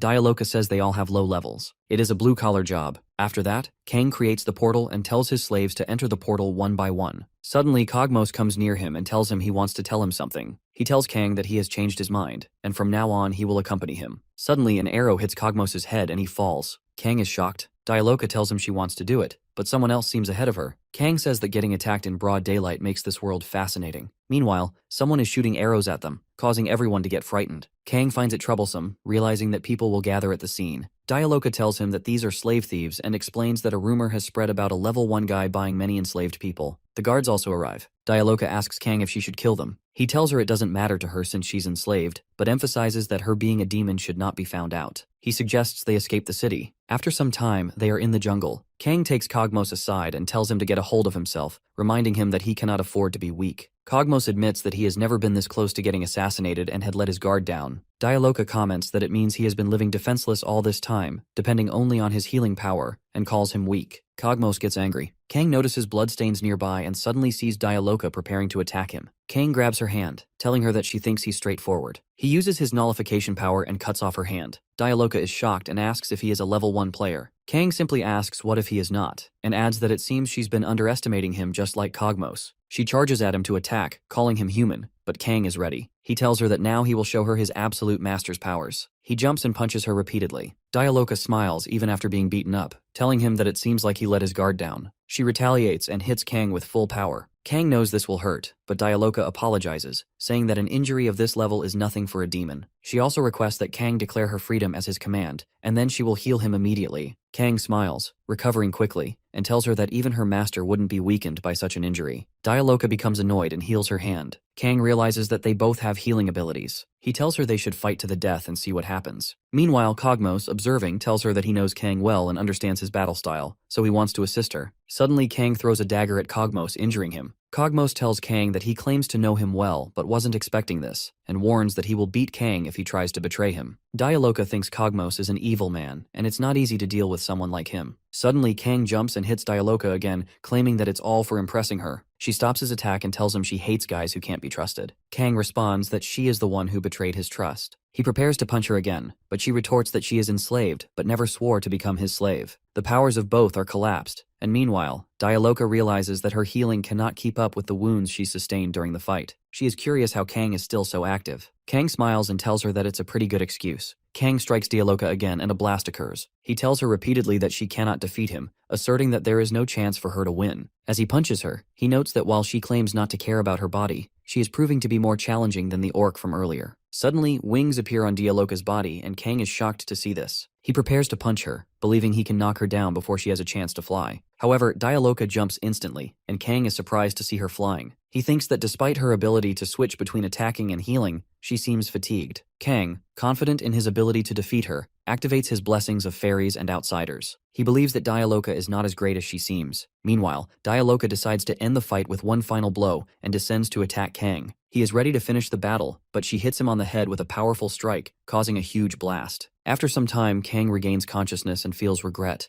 realizing that he has lost to her. Kang is disheartened, and God asks him if this loss was expected. Kang tells her that it was an irresistible force that he couldn't counter. Dialoka then appears, asking if Kang is okay, and suggesting that he should get some new clothes. Kang questions why he should give her new clothes, but Cogmos steps in, offering to get her some clothes that suit her better. Dialoka punches Cogmos, reminding him that it is the master's responsibility to provide food, clothing, and shelter for their enslaved person. Kang watches them as he takes clothes out of the portal. Dialoka wears the new dress and admits that she lost, noting that she couldn't overwhelm Kang. She also expresses her concern about what would happen if the ownership of her slave status were transferred to Cogmos while she's fatigued. She approaches Kang, telling him that he intentionally let himself lose, which leaves her feeling unsatisfied. Kang responds by telling her to acknowledge that she has lost and will obey him. Dialoka, with some disdain, acknowledges that Kang, a lower creature, is her proprietor, but she warns that this is humiliation and shame, something she will carry for the rest of her life. Cogmos then warns Kang that he will kill him if he makes any absurd demands regarding Dialoka. Dialoka stops him, telling him that if he forgets, she won't mind. Meanwhile, the god comments on how hopeless and crazy Cogmos is. Dialoka then holds Kang's face, and he asks what she's trying to do. To his surprise, she hugs him,